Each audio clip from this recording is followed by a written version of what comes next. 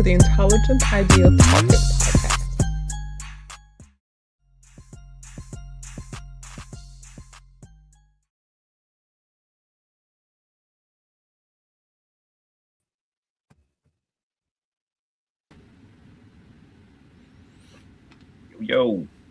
Yo, we in there like swimwear. Hey, guys, welcome back to another installment of the Intelligent Idea Talkers podcast for the week of January 3rd, 2026. Happy New Year's, gentlemen. Happy New Thanks Year, for joining us. I'm your host, D. This is Juice. This is Zero. Hey, like we said, happy 2026, man. Happy 2026, yeah. boy. Yeah, we made it to 2025. Yeah. So we've been talking about 45 minutes now, but man, you know what's crazy? I was telling Juice pre-cast, and now that we're actually recording, I was listening to a cast earlier from 2017. It's crazy. I mean, that means almost 10 years, and I don't think that was the first one.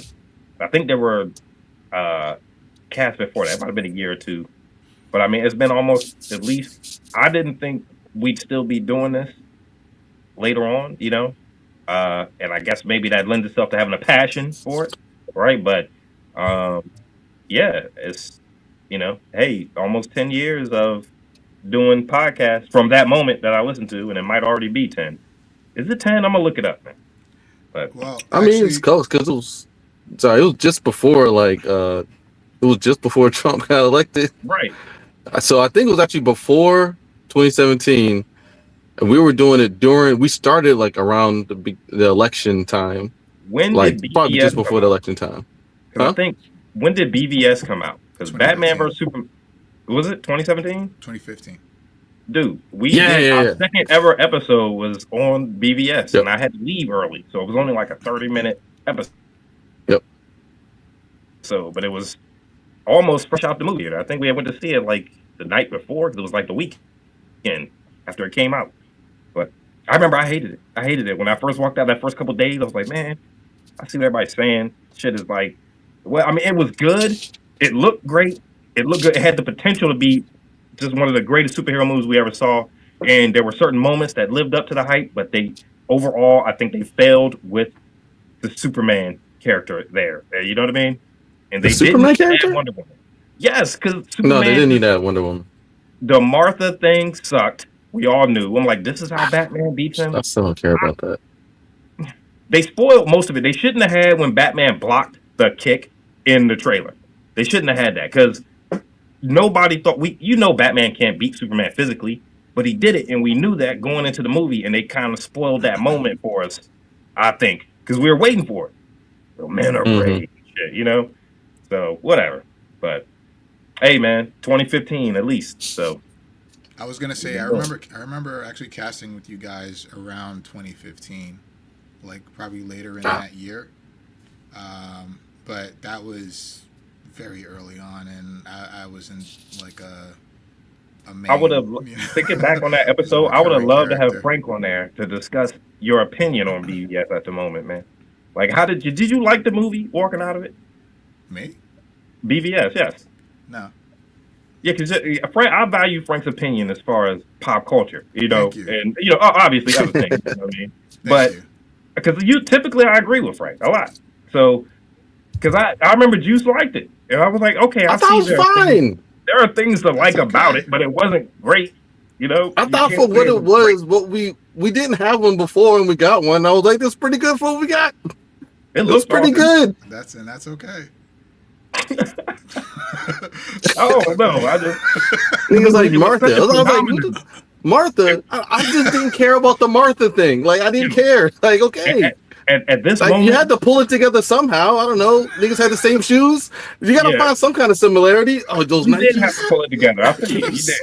All right, shit. All right. But well, I think since we both wearing J's. It was also the way Henry Cavill said Martha. That kind of was because he was getting choked. He was getting choked when he said Martha. You know, he's like, man, come on, man. Like, Martha.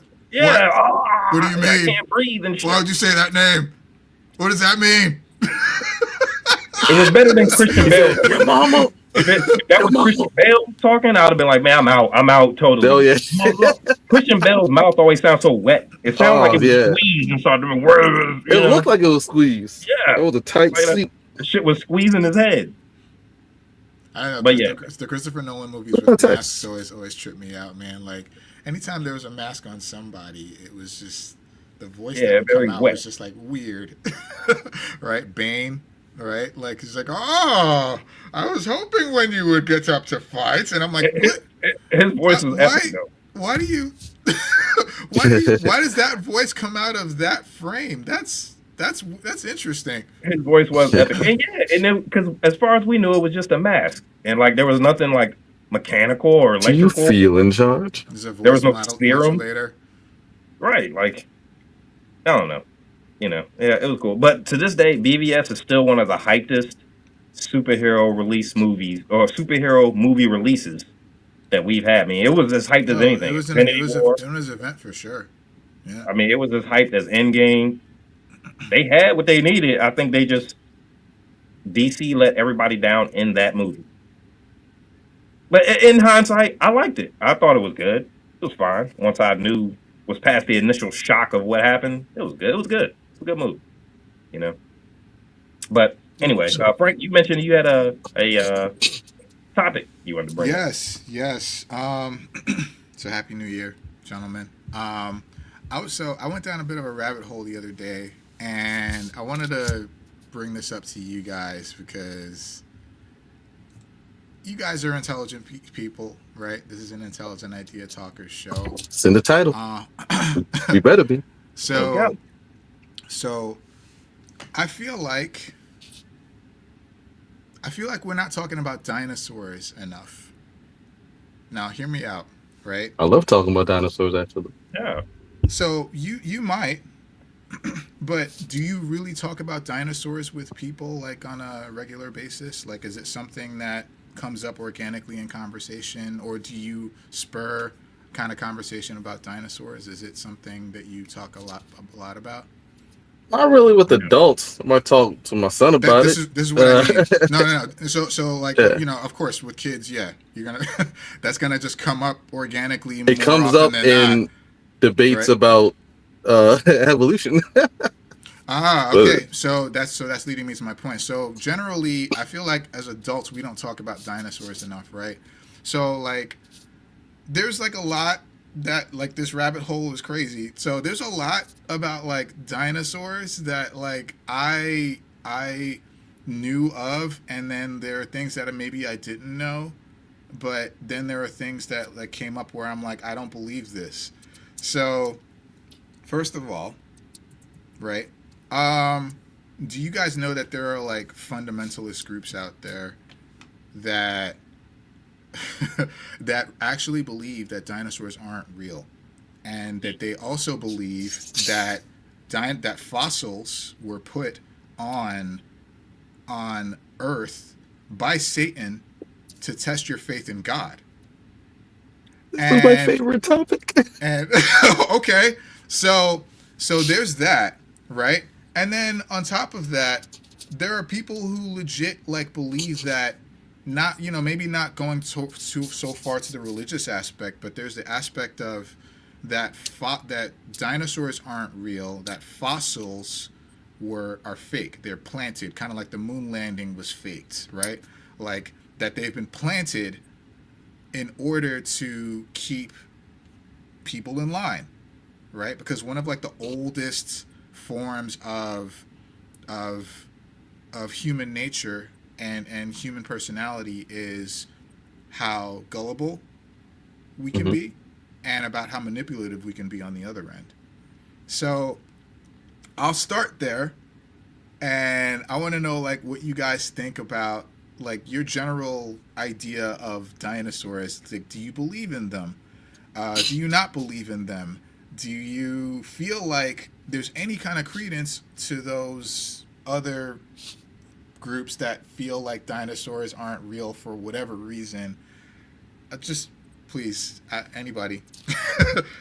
Well, let me just jump in and say, like, I for one do believe that they existed, and I do believe that, like, we're still learning about what exactly they may have been and what they were and what they weren't. Like one of my favorite things as a kid, like I was really big into dinosaurs as a kid. So one of my favorite things was seeing, and it was kind of like my view into understanding how maybe science actually worked was, how much we learned from when I used to watch the old school dinosaurs, like what was it, Lost Planet, Yeah. and when they had the dinosaur designs back then, to how much they changed over time, and how they're designed from Jurassic Park, and even in all the changes in between, and how like scientists are always like, we don't know, we're just kind of guessing. Like, if you ever got a good like archaeologist, he's like, yeah, this is our best guess. You know what I'm saying? We have a general idea. Yeah, we got a general idea, and then like, so me, I believe there was something, and I don't believe in the liberties that Jurassic Park took. I don't think that the Dilophosaurus, or we have any reason to believe that the Dilophosaurus had a big frill and was spitting venom, right? But maybe why not? You know what I'm saying? Those flying lizards, like, and so yeah, generally, as far as the fundamentalists go, like, I'm not gonna. I'm sure we'll get to it later, but them damages believe what they want to believe, man. Like they recreate. You're not gonna believe in dinosaurs. You're gonna rebuild the ark that Noah built in the Bible. You're gonna recreate it based on those, and we look at that bitch and we're like, this ain't floating nowhere. But they have no issues with that. 2 animals and 7. How long in the water? But no issues with that. But anyway, like, they just believe what they want to believe. So, like, yeah, I believe dinosaurs exist. So yeah, it's crazy. It's kind of crazy though, because it's like they believe that like the Earth is only like 6,000 years old, right? Instead of like 65, at least 65 million years when the dinosaurs roamed the Earth. Like, they believe that the Earth is only 6,000 years old, and they legit think that either dinosaur fossils have been plants, and that they also, again, a lot of religious groups feel like that they were put there to test your faith in God, to test your gullibility, to test your believability, to test your faith. And it's wild to me because, like, you think about it, like, the way they think, it's like, okay, us as a society, we question flat earthers, right? But we're not questioning dinosaurs. I feel, I'm just saying, at a certain level, we're questioning flat earthers, but we're not questioning the existence of dinosaurs. So it's like, okay. Yeah. Man, but it's like, honestly, man, like, I don't know whether it's fundamentalists or whoever, but I do think it's fair to question it. I think it's fair to question everything. There's a direct clash between religion and science anyway, right? So, how can one be religious and believe in anything scientific, especially as far as evolution goes, right? Because it's a direct clash. But I don't know if dinosaurs exist or not. They look cool. They look cool in pop culture and movies and toys and cartoons and all that shit.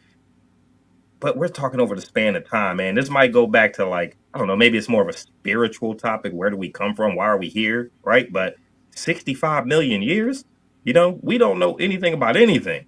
Right? So I think it's fair to question it. I mean, human beings are manipulative.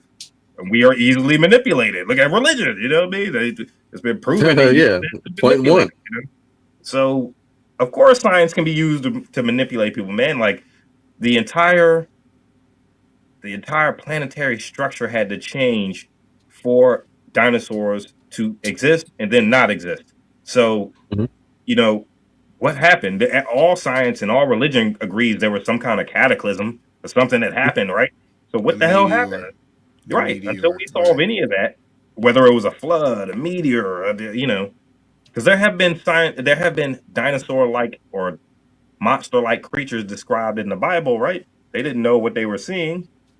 I think it's dangerous to even add the Bible as a part of a historical context anyway, right? Yeah, it's not an Agreed. reference. It's not the most Agreed. accurate history book.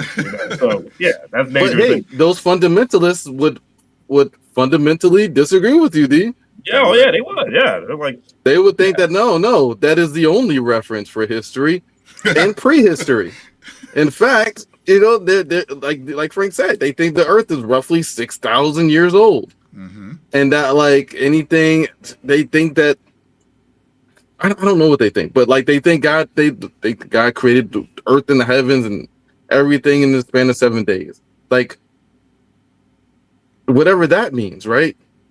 And so stories like the Anunnaki and were we planted here? Where do we really come from? That's why I love the movie Prometheus when it first started. I'm talking about when it first started, right? That's like the Anunnaki story put the screen for me, and I was like, wow, man, this shit is like, damn, they're dealing with our origins, like planet seeding. Yeah, they seeded us, right? Everything makes sense, right? Like we're not supposed to be here. We human beings are the most cancerous organism on this planet, right? You know what I mean? We totally do not fit within the bounds of nature, right? We take and give nothing back.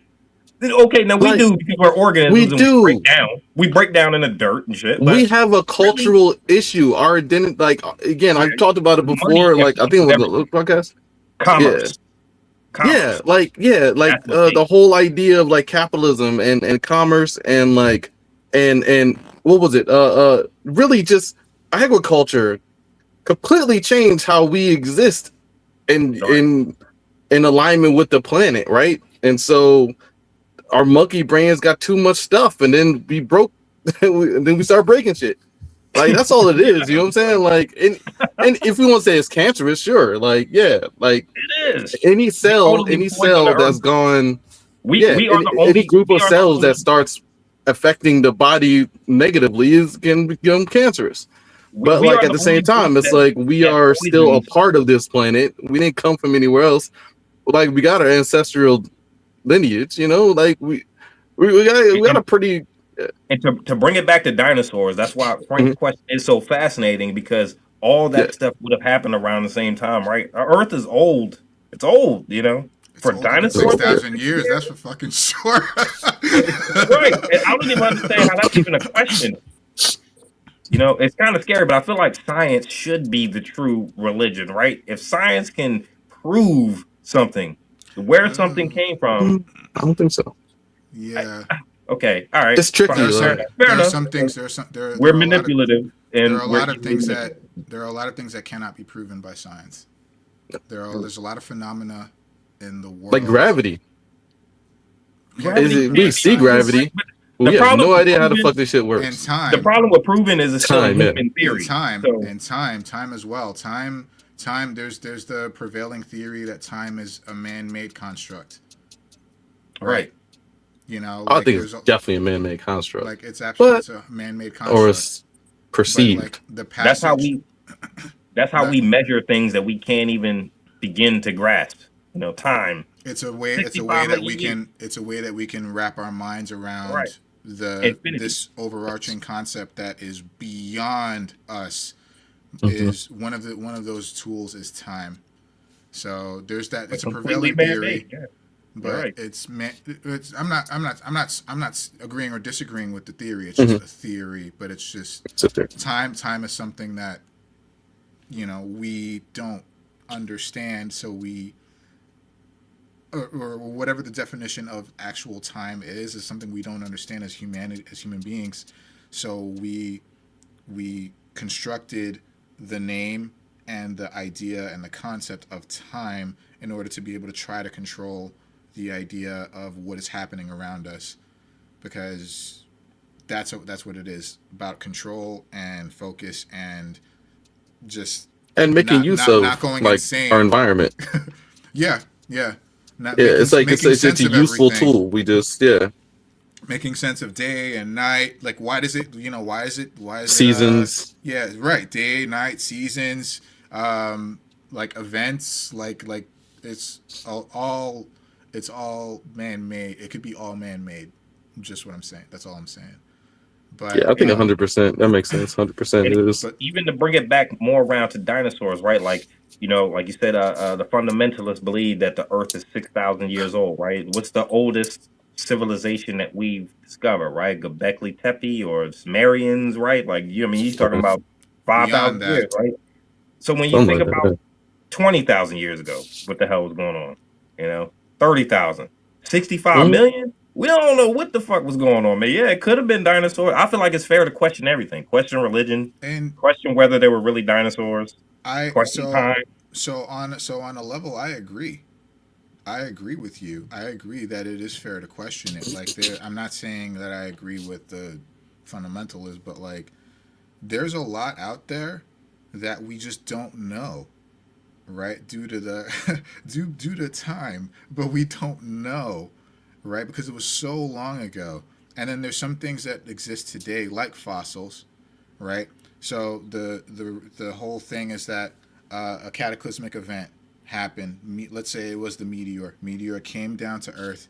Boom. Or Galactus. And sure. Could have been Galactus. What they We call don't know. We don't know. But Tiamat came close to Earth and like created the like, movie. But the meteor comes down. Boom. It wipes them all out, right? Or like 99.999% of them out, right? And so now we have fossils in the ground, though, that are cleanly preserved, right? Like, if it was actually a meteor that came and wiped out 99.99%, they would have been obliterated. There would have been no bones to speak of. So there's another theory that it wasn't that the dinosaurs died from a cataclysmic event, is that they died of starvation. And there was something that did happen to the Earth that caused them to all lose their food supply. Herbivores went first, carnivores ate the herbivores, and then carnivores started eating each other, and then they just eventually just dropped dead. And that's probably why that the fossils that are found on expeditions that are so cleanly preserved, because they all basically just drop dead. So it's one of those, like, we're fed this like story of a cataclysm happening that wiped out all the dinosaurs on the same day at the same time, but yet we have such strong evidence of their existence. And if you keep going more down this path, maybe they were planted. They very well could have been planted, right? I don't think so. I don't think so but either. the question is how. I don't think so either. I don't think so either. I'm just saying. It could be. I'm just saying, right, to Dee's point. In the span of all possibilities. It's possible. But they could have been. It's possible. Say they were saying 65 million years ago. Say they were planted 30,000 years ago. We wouldn't know which way or the other. True. We still wouldn't know, right? One of my favorite movies, The Thing. Remember The Thing? Y'all know the movie Thing? John Carpenter. Yeah. I know.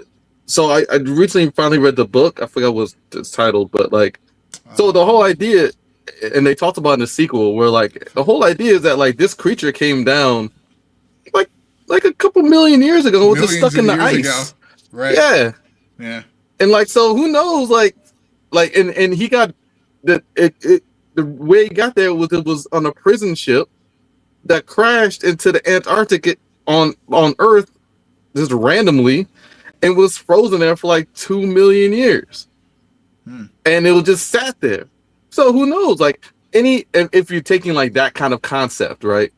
Like anything could have dropped by the Earth, and like say the aliens just fucking around, like throw some bones over this bitch, see what happens with the monkeys. Like, see what happens with the monkeys over this in 20 years, in 2,000 years. See what the monkeys say about it. Isn't that Joe rolling the bones? Dice. Hey, Paul, that was with the dice man. Yeah. Oh yeah, throw them jokes out. Yeah. Throw some bones at their jokes and let bury them jokes in the dirt. See what the monkeys say about it. Yeah.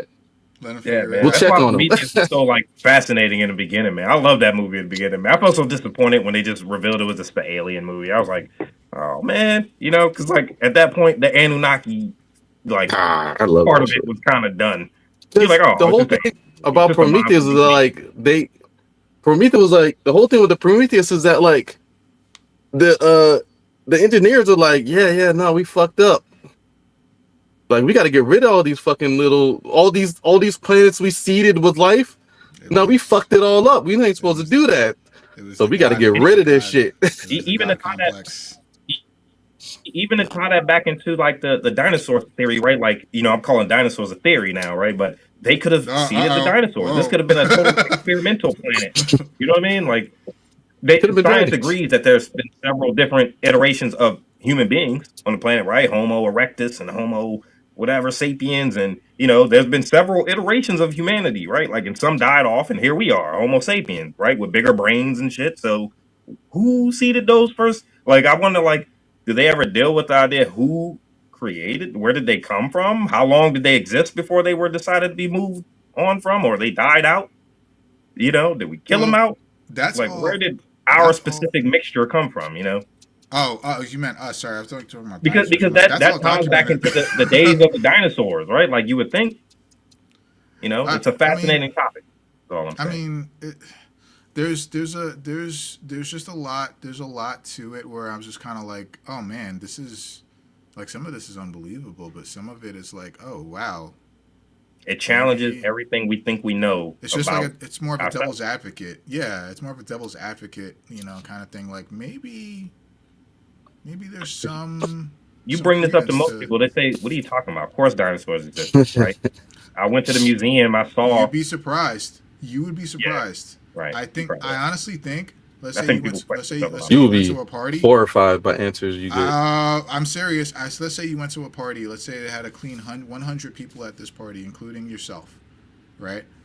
You would talk to. I think one out of, and let's say this was a party that was sample size representative of like the world, like all the cultures and different people of the world. It should be more like 200, but anyway.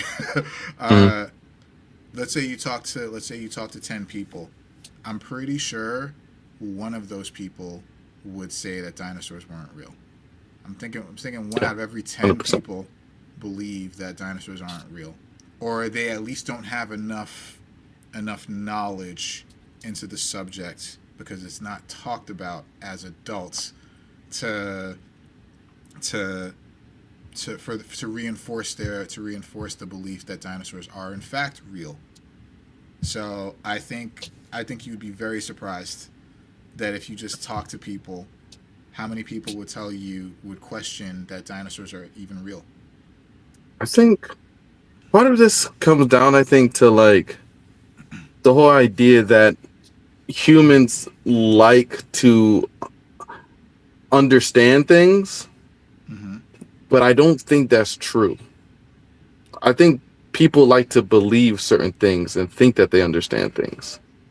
And I feel like when we start talking about dinosaurs, and so we talk about this, so we'll understand like, okay, dinosaurs more than likely existed in some form of another based on theory and evidence of bones we found from bones and fossils and plant life and droppings and all this stuff that's been fossilized over millions of years, right?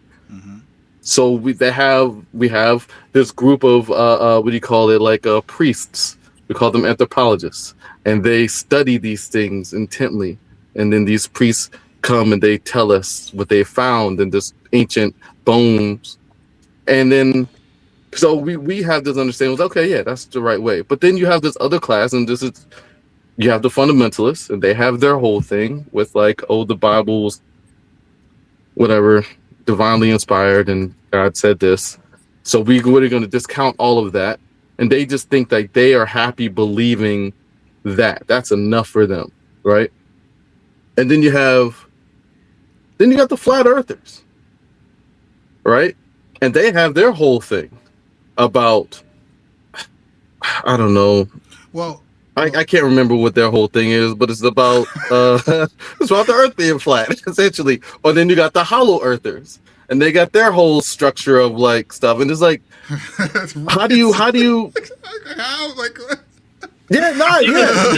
I think it's again fair to question everything because they've been told all that stuff. We've been told the Earth is round, so yeah, of course it is. Believe it. We've been told there's dinosaurs, so yeah, of course believe it. But the point You know, so the point I'm trying to think get that's at the- I is think that that's like the- the point I'm trying to get at is that like it's question.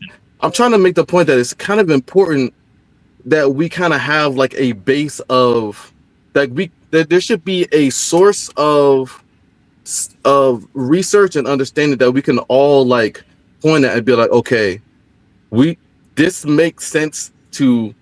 We're not going to convince everybody, but we can convince 90 of us that this basis makes sense.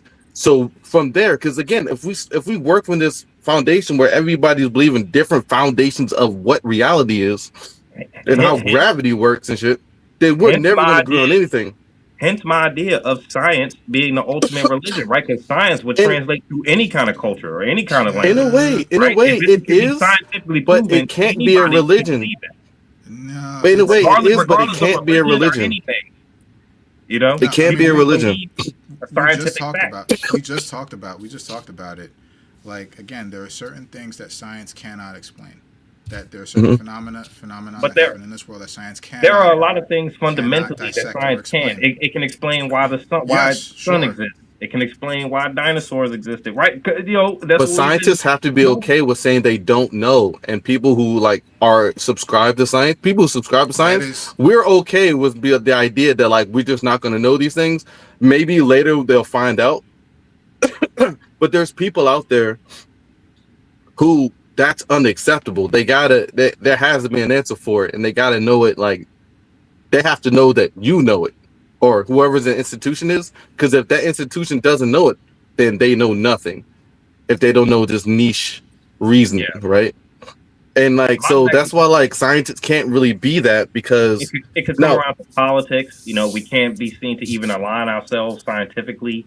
If something can be proven scientifically, that translates to any person, regardless of race, creed, origin, right? Because it can be proven, right? Like why something is the way that it is should unite all of us, really, right? Like that's our highest level of understanding, and the idea of it should be science. To this day, you'd be surprised how many people just are not okay with that. Like, I'm looking in the comments right now. I'm not saying My Strong Tower out here is talking about how like he thinks dinosaurs existed, but he believes they're maybe only 1,000 or so, a couple thousand years old. Yeah, and like, so he says science said there's a big bang that created all existence. A sperm cell can create an entire being human because of a bang. It's like I don't know, like maybe like I don't think one thing like precludes another, like or stops another from being true, but like who knows? Like again, science says that, but science admits that it's a theory, right? But like you said, and science says that they don't know. That's their starting point. Like, hey, we have this. Their understanding, from what I understand, their understanding is that like, okay, this is what we've kind of like guessed, right, based on their research and the things their measurements and stuff they do. I'm not a scientist, I don't know, I work in accounting, but like the stuff that they do, they've researched this one all the time. They were like, okay, well, in our theory, it started from this one point. And then on the other side, it's like, okay, our theory is that a being that existed for all time randomly for benevolence or boredom decided to create spiritual beings, then got bored with them, and then decided to create physical beings and put them on the planet in 7 days. Like, so it's like based on like and that's part of the issue, right? It's like people are gonna have their own like dude, reasoning. Real quick, not to interrupt you, I think we got a comment, right? There a comment there from My Strong Tower 34. Yeah, that's what we were just talking about. Okay, yeah, my bad. Um, but yeah, uh, I'm sorry, man. I didn't mean to interrupt you, but I think it's fair to question everything, man. It's fair to question where we come from, why we're here. Can religion prove it? Can science prove it? What does religion have to say? I remember, speaking of being a true believer and everything, I used to go to a True. Christian bus church. It was a Baptist church, and I grew up there, man. I still have friends from there. That going to that place totally influenced my life, right? Like now, whether all these years later, I am consider myself a true believer or not. Uh, I would say I believe, maybe not necessarily in what you know everything that was preached there, but I would say that fundamentally I'm a believer. But I remember I asked one of the pastors there. I was young, man. I was probably Mhm. maybe seventh grade, eighth grade. So so what does the Bible have to say about dinosaurs? Like I specifically asked him because we all knew like, 35 million years. And so how far back does the Bible actually go, in time, like, but when you see the full scope of how far it goes back, it's like right there's a direct clash, there's a clash, Yeah. as a, in what we believe and what we're being told. And I think they kind of sowed the seeds of being questioned through the what we were being taught, and I don't know. It's That's why, like, so there's a reason that, like, fundamentalist Christians, and only speaking of them specifically, not like all Christians, because there's Christians that do believe in dinosaurs for their own reason and understanding, and there's plenty of we Christians got that are scientists or that are scientists and believe in science and are okay with like a lot of the conclusions that science comes to, right? Because after again, there's a million branches, but like one of the things is that like you have groups of people, fundamentalists or religious zealots or whatever, and they don't like those questions that come up. So when they don't like the fact that you asked your pastor what's up with the dinosaurs in the Bible, right? do Like, we and have so do we have a few more they try comments? to stop, huh? Do we have a couple more comments? They disappeared from my little Yeah, chat yeah, frame. yeah, yeah. I'll read them, but like they don't like the idea. So what they try to do is they try to influence what is taught in schools, right? So public schools, right? And so you have Christian schools, you have private schools, and all those things, and you have the public schools. And for the most part, public schools have kind of used science as one of the bases for what they teach for how we understand the world. The scientific method is a good method of understanding how the world works and around and how we can problem solve in it. Right. Yeah, it's a level of understanding, right? So why I still Let me feel look that back on something. should be, if anything, considered as the ultimate, belief system for humanity. There is an argument to be had there that it should be considered because those things they should translate through all of us, you know. I think the clash comes when you add religion into it because not Mhm. all of us believe the same. So, you know, again, the clash of science and religion, right there we're at odds.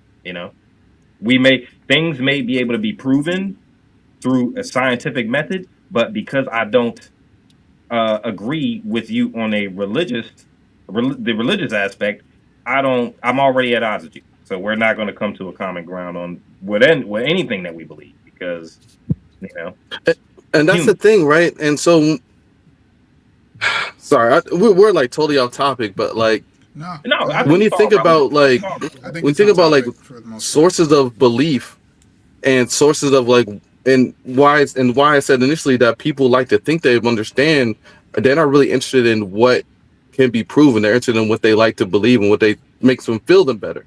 That's really what it comes down to. People like what makes them feel better. So even when we see things that happen in real time and things with like in the news, things in media, things in our reality, our present day reality, even every event that happens has like 13 different stories, especially nowadays. So I think of the Trump the election where Trump is saying that the election was stolen in the 2020 election was stolen, right? And how like there's really no like if we're looking at facts, if we're looking at records kept, if we're looking at legal processes, if we're looking at all of these like bases, like it's clear, no, there's no basis to believe that the election was stolen.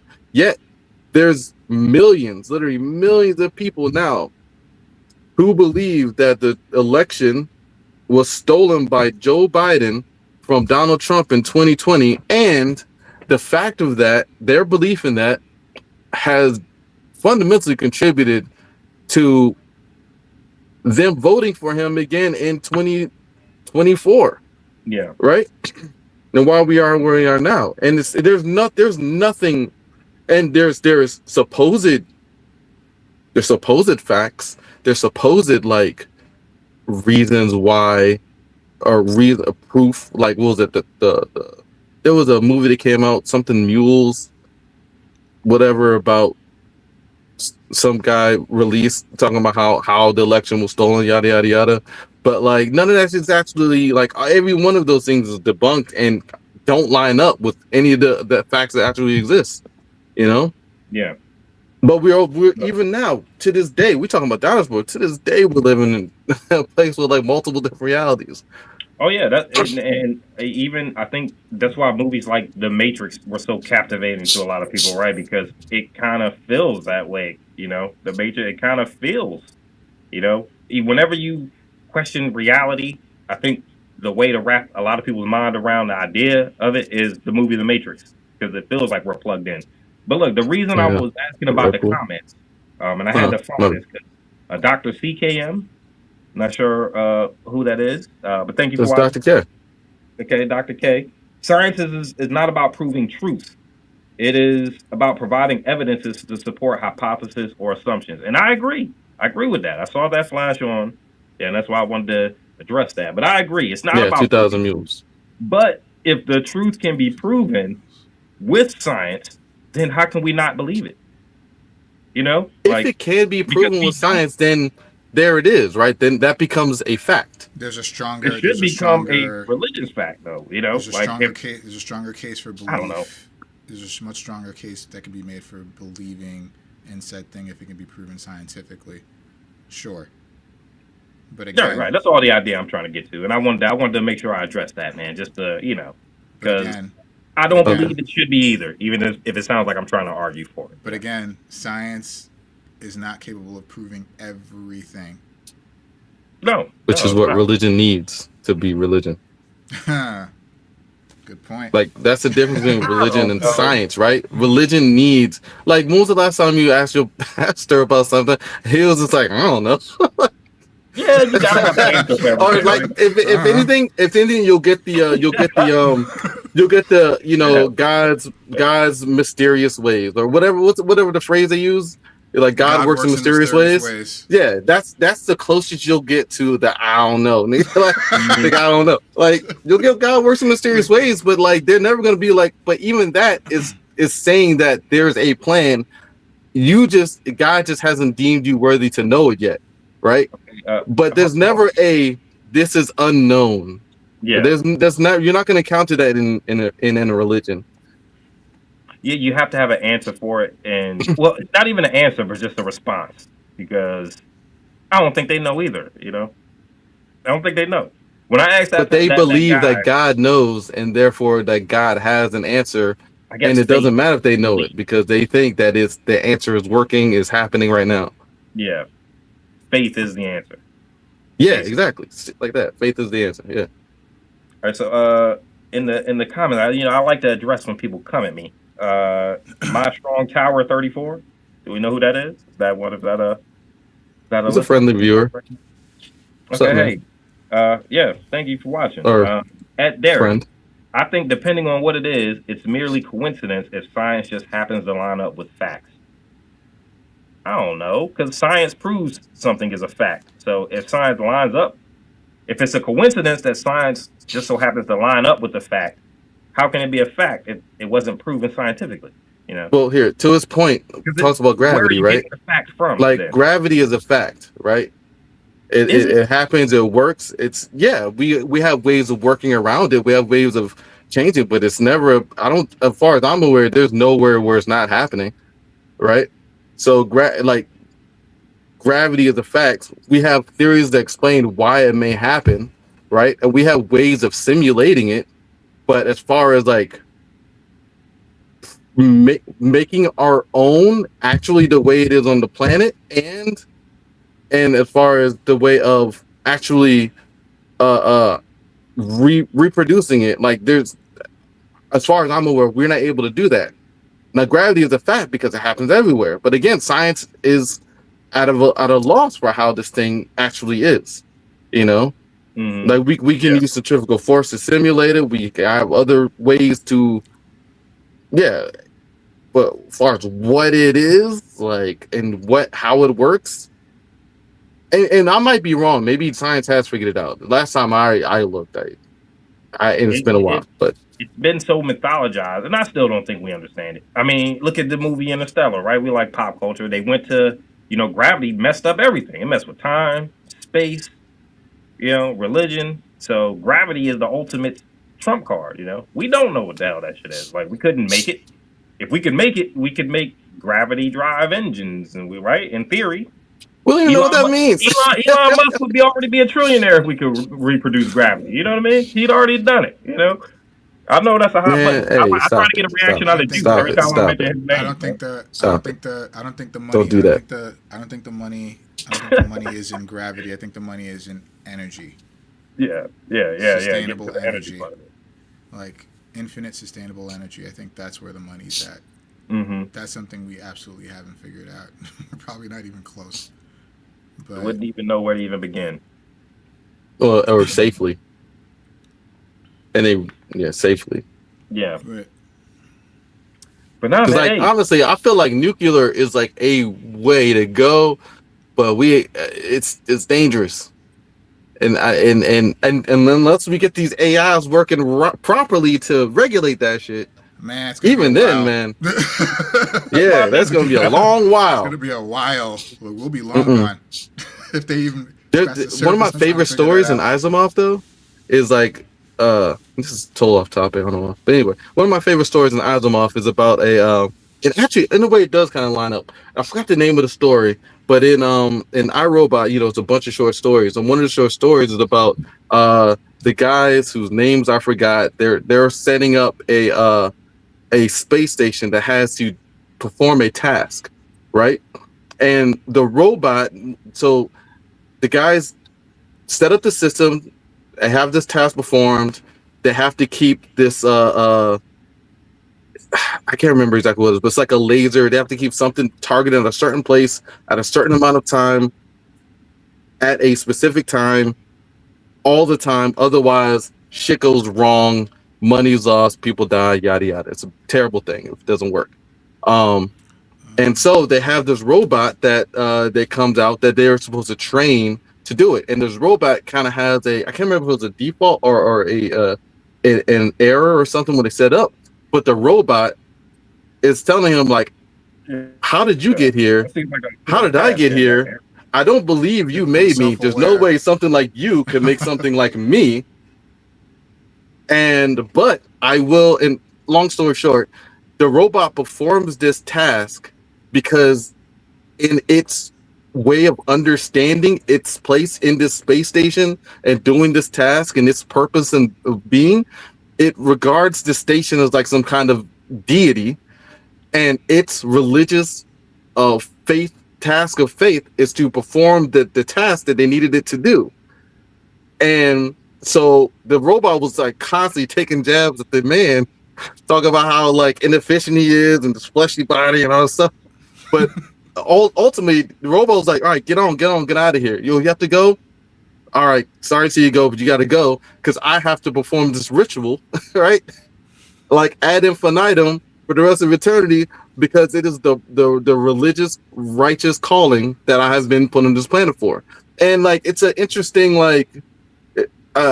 it's just an interesting like commentary on like how we rationalize like our place in the world and existence and religion, and how religion plays a part in that and our purpose and all this stuff. But it's I'll find it. Dr. K can probably find it. She'll. No, it sounds cool. Sounds like every and shout out to My Strong Tower 34 just for conversation, man. Thanks for watching. I'm not exactly sure who you are, but as long as we've been doing this, I'm not really used to having an audience, except for our most loyal listener. And shout out Garby Flag. You know what I mean? Shout outs to the most loyal listener to the Intelligent Idea Talkers podcast ever. It's Dr. K. You know what I mean? The most loyal, been there since day one, man. And I know why. Her loving husband. You know what I mean? I know why. If you wasn't here, she wouldn't, But still, My Strong Tower says the fact that NASA has a whole study on Hollywood.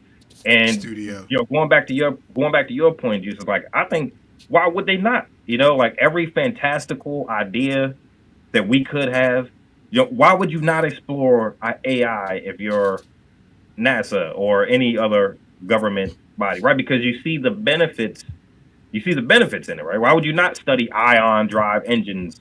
Why would you not see if you can harness the power of gravity? That's a job of science to check in on these things, see if it works. To see if we can get it to work. Right? Yeah. Science makes all this shit. And but taking it back to your robot story, it sounds like we're setting ourselves up because those are totally plausible questions that this ultra intelligent being would have, right? Because it goes every AI story we hear, like that would make us their god, right? So the AI in your story had no choice but to worship the ship because it couldn't worship the human. He knew he was better than the human, I'm betting in every I can do everything perceivable way. And I think the way we wrap our brains around it is like, well, you can't have the human experience. You can't truly love. You can't be intimate. You can't everything wraps around with love. That's Hollywood's way out. And the robots solve everything with love. And they had a lot of debates in this story, and that was one of the debates. And the robot was like, "You say that, but I'm absolutely devoted to our God, our deity. That is my devotion. Is that not love? That is my love. Is that not love? Right? And yeah, exactly. This is a great story, man. Is it love or is it programming at that point? What the dangers of AI? Because if it wasn't programmed that way, it wouldn't love that. It would love something else. I don't know. Belief that angels are fallen angels. Aliens. Maybe. Sorry. Aliens are fallen angels. Stories, and even it's been 52 minutes, and even to tie this back into dinosaurs, I think it's all relevant because it's good conversation because it makes us question where we truly come from, what happened, and the dinosaurs would have been a big part of that picture, right? They were here for a long ass goddamn time. Like if we always been on Earth, regardless of whether we were seeded here, created here by a god, right? Though the idea of us being created here by a god could tie into an alien story, right? Just like that AI questioning what its god was, our god would be our creator, right? I mean, so I think it's all relevant, I think the dinosaurs would have played a huge part in that because they would have been here. Until we dig up the tabula rasa on the moon. Maybe the dinosaurs were wiped out, right, to make way for humanity, right? Because you couldn't have if it was going to be a dominant species on this planet, it wouldn't have been humans with dinosaurs around, That's religious thinking because or not religious thinking, but that's what do you call it? Anyway, that's the idea that things happen for a reason, but the meteor could have just hit the Earth. As a result, plants stop growing because the Earth's fucked up, atmosphere is fucked up, dinosaurs die. Right. The small animals, the scavengers, the small mammals are able to adapt quick enough to survive. That kind of combines. And then monkeys come around. That kind of combines two of the prevailing theories as to why the dinosaurs. Yeah, I learned that from Land Before Time. Yeah, Hollywood. You know what I'm saying? Hey man, it took forever. They saw the meteor hit, and it was like shit. Right. But we gotta fight Sharptooth. Sharptooth is the initial problem right now. We gotta deal with Sharptooth right now. And it's just like, and they have 4 movies. They have 5 movies. That movie is heartbreaking. 5. Yes, Man, it's like 5. They have like 12. I'm serious. 12? Oh, it's crazy. Google it. They have like 12 movies. A lot of them. All that time. They made the planet's dying. They made it. They made it to the land of time. That's what. That's what Yeah, they made it to. It's right. not before anymore. They're there, cause. Yep. Cause damn, yeah, they have like 12. They have like 12 more, maybe more. A lot of them were offshoots though. When I say the land before time, I'm talking about like 1, 2, and 3. You know. Yeah. It's like Starship Troopers. Like they made 3, but really only 1 counts. You know what I mean? It's only 1. Yeah. The land before That's time unfortunate was a too. heartbreaker, But yeah. man. The first It one, is. heartbreaking.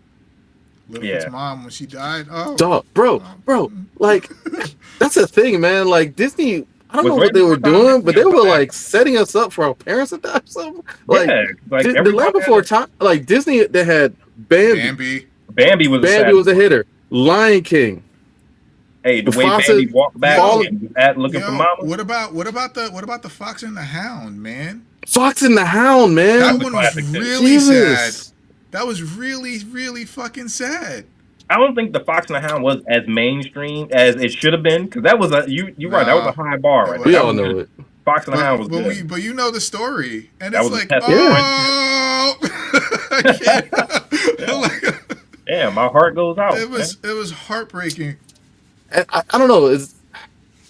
I trusted Disney back then. Yeah. I don't know, man. We had to.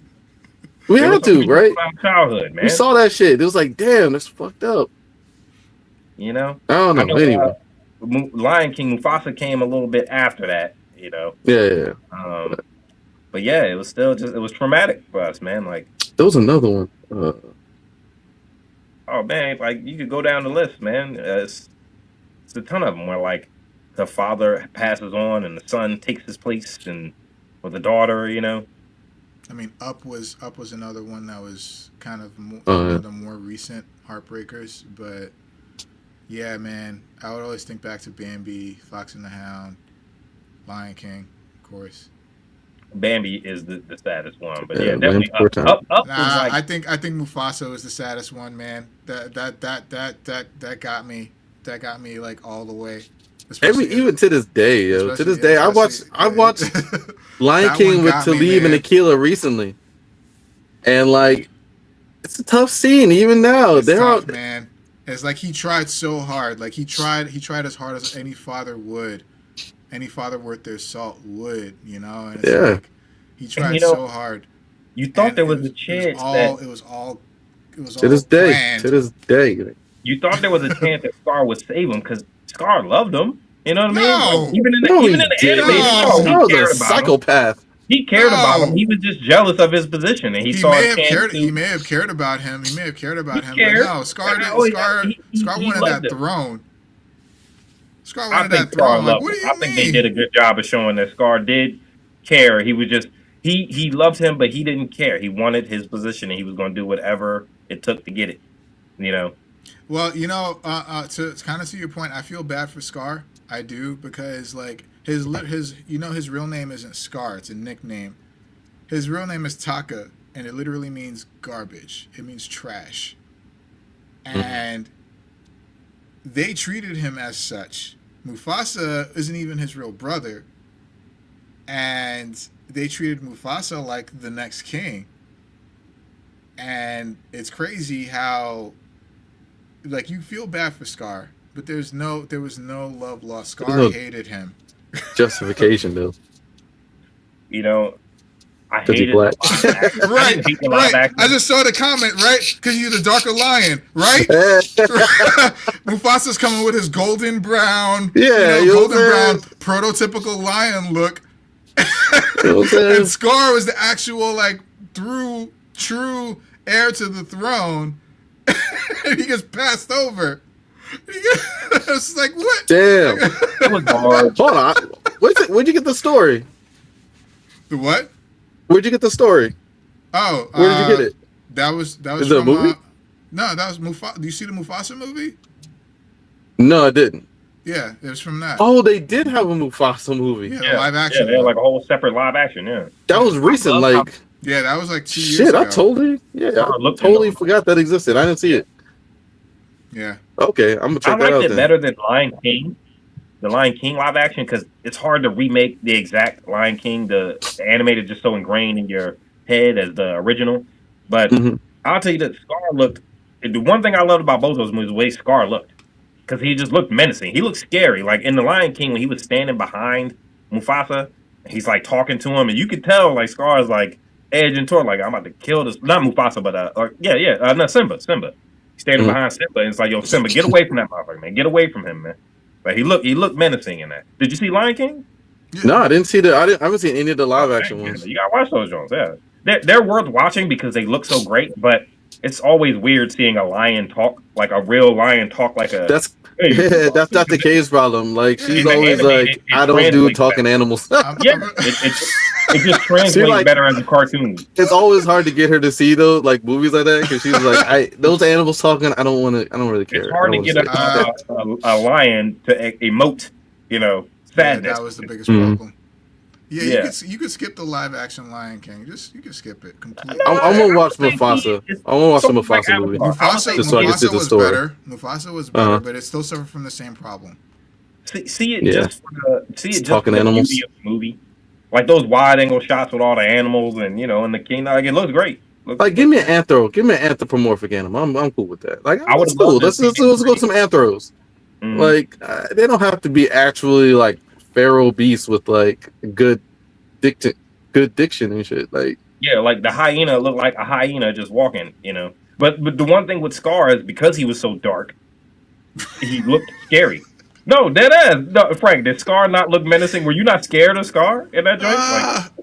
Like, even like his voice- which version of the movie? The Uh, animated movie? the live action. The live which action. live action? Mufasa? Or, Both of them. I saw Mufasa. I can't remember because I saw it in the movie. Honestly, But I feel like they failed on that part. Like they didn't look that like Scar in the live action movies looked very.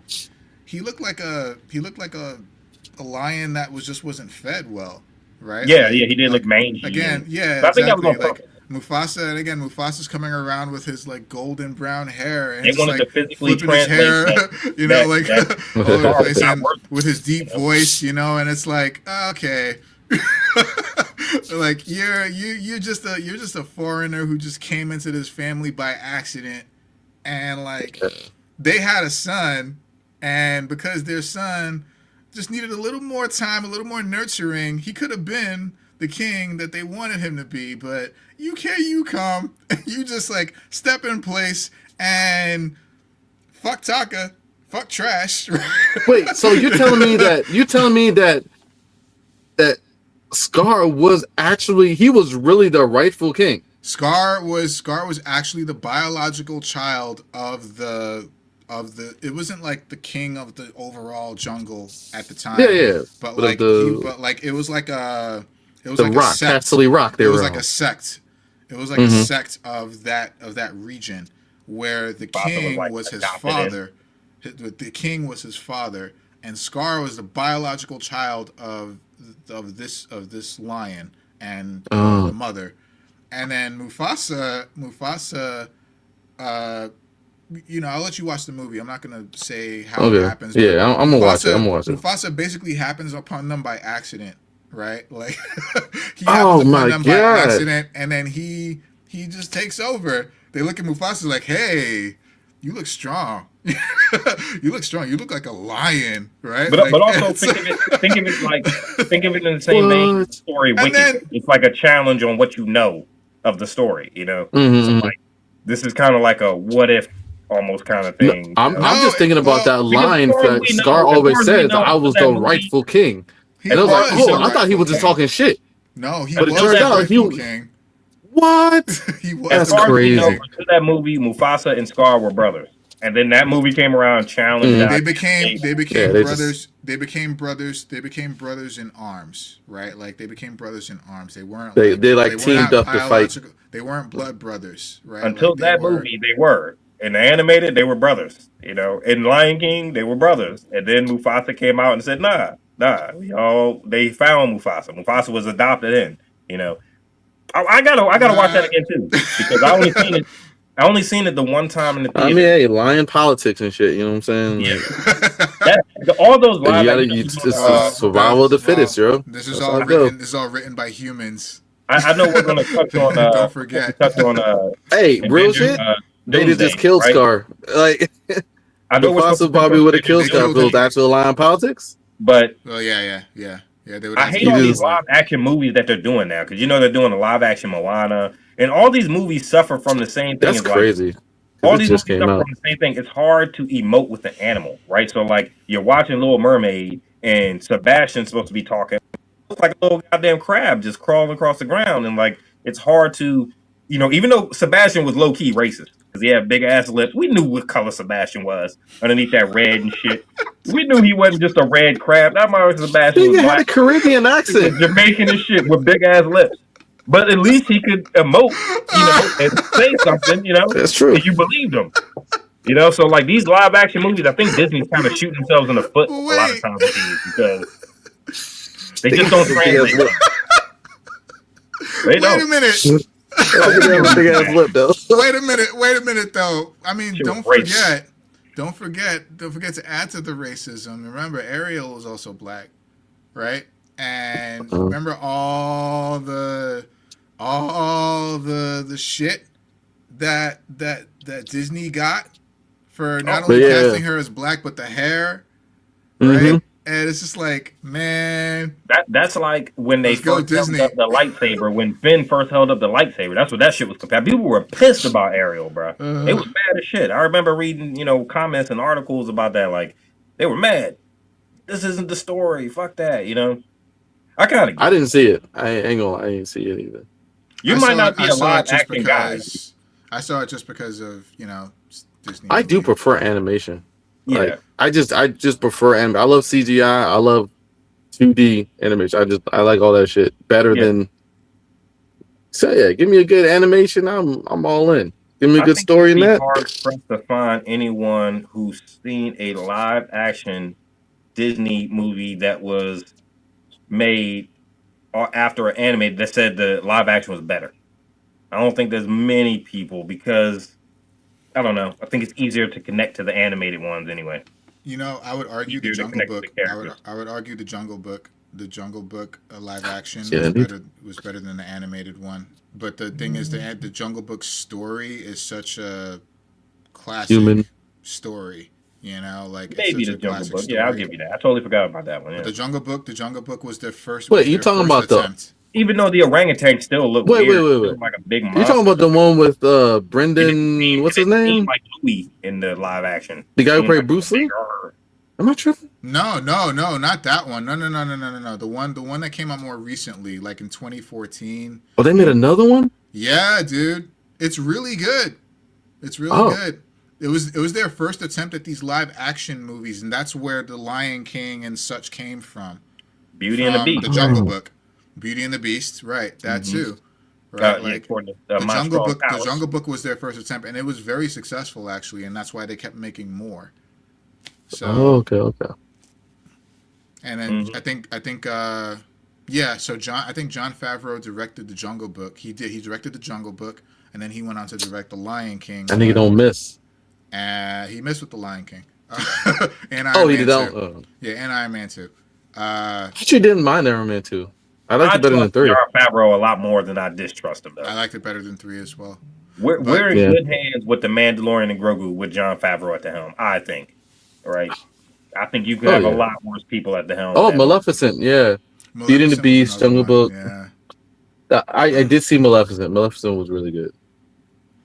But that wasn't really Snow White. I mean, Sleeping Beauty. Snow White. Which one was she? Was one that got polarized. That was polarized so much. Beauty and the Beast, Snow White, Seven Dwarfs, Beauty and the Beast. Maleficent. Did they do any more? I don't think so. They didn't do Tarzan. There was a Tarzan with one of the brothers. Yeah, but that might not have been a Disney thing. Right. I think sure. I think I saw that on Tubi or YouTube. Tarzan remake. Yeah. Tarzan remake. Yeah. Man, are we going to talk about trailers, man? Are we going to talk about trailers? I know y'all say y'all wanted to touch on Doomsday. I do. So Yeah. did y'all see the trailer? What's the last movie we've all seen? Man, I know I saw it when I seen Avatar. Did you guys see the trailer for Grogu and the Mandalorian? Or the Mandalorian and Grogu? Oh, I thought you were talking about Doomsday stuff. Whoops. Yeah. No, I did not. No, I did. I saw the trailer for that. Yeah. Looks awesome, man. What do you think, man? I wish we could play it right now, but it looks awesome. Take my money. God damn it. I know. They know when they got my money already, man. That's the problem with Disney. They know when they got you. They know. They know what they're doing, man. They got Star Wars, so they got me. And that's the thing that pisses you off is they could have been doing cool stuff the whole time. You could have been making great content, and you knew it, but you just wanted to kind of, I don't know, follow a agenda, or and that's why the fans get so pissed because we want good content, man. Y'all know what to do. Do it. Hey y'all, why don't y'all sign this petition for me real quick? Remember? Yeah. No, that's what it comes down to, man. Like, because they're I think fucking Disney and all these chorus, man, they're too scared. Like Netflix, if Netflix had like some of these properties, it'd be over. Like we do whatever they want. But Disney is too goddamn scared of upsetting the trolls. So and by them tiptoeing, they just upset the trolls still, right? I think that's what the issue is. They're too scared of making any solid moves. They don't want to upset like their cart, but they still want to use this property that they purchased. I don't know. I think Disney has too much money for but that. Also, I get their fear. I don't. I get their fear. Every nickel is to a them very matters. Powerful. To them, they ain't enough they're willing to lose. Huh? Whatever ideas start on the internet and catch traction, people tend to run with. They tend to run with the first thing they see after something happens, right? So, like, I don't know. I see the fear they would have for the internet and the ideas that can catch on. So they should be afraid of upsetting the apple cart because, and the problem is you're not going to please everybody. So regardless of what they do, some people are going to love it, some people are going to hate it, So, that's the thing that sucks. But they generally know. You generally know, goddammit. Your best responses are just look at the history of your things that you've gotten the best response to, And I don't know. But that's not how you push a good story, though. So they're too scared. Like Mandalorian, like here, great. No, go. I know Frank was eager about Doomsday, and I got some theories. I saw the X-Men trailer the other day. The X-Men little snippet. I know they're going to release the whole thing, but I saw the little X-Men part. Wait, what? I didn't see that. When you watched Avatar? Yes. Okay. I saw the Steve Rogers one. Only. I saw the Steve Rogers one, and then I saw the X-Men one, and it got me. I was licking my chops, but they didn't really show anything that was like. Did you see the Thor one? I thought. Yeah, you tried that one in the chat, right? Yeah. Okay, yeah. I saw Steve Rogers and I saw Thor. So they haven't released the X-Men one on like YouTube yet or anything like that. Oh damn! I was just about to go look too. It's only in theaters. Mm-hmm. Yeah, it got you excited because the idea of the X-Men actually being there, and what's possible for Disney to do. Listen, describe it. Tell me what happened. I feel like they're only. It was comparable to the Steve Rogers one. It was just like a little snip, and they told you the X-Men will appear. We see a claw. The X-Men will return, and Doomsday. You're just like, holy shit. But there was Cyclops was there. Professor X and Magneto. Who was it? Was it anybody we know? New people? No, or just like what their suits or something? Just saw a wheelchair roll by. They didn't really show full shots of the characters per se. Right? You didn't see like a full out Cyclops with an optic blast coming out, but just the fact that they were mentioned and Doomsday is an actual thing, and you're like, okay, the X-Men are gonna come in. I've seen what's possible with the X-Men with Marvel. Now give it to me, bro. Give it to me. Do it right. Give it to me, man. You know what to do. God damn it, Disney, do it. If you look hard enough, Juice, Wakandan trailer. You'll find it. The X-Men trailer.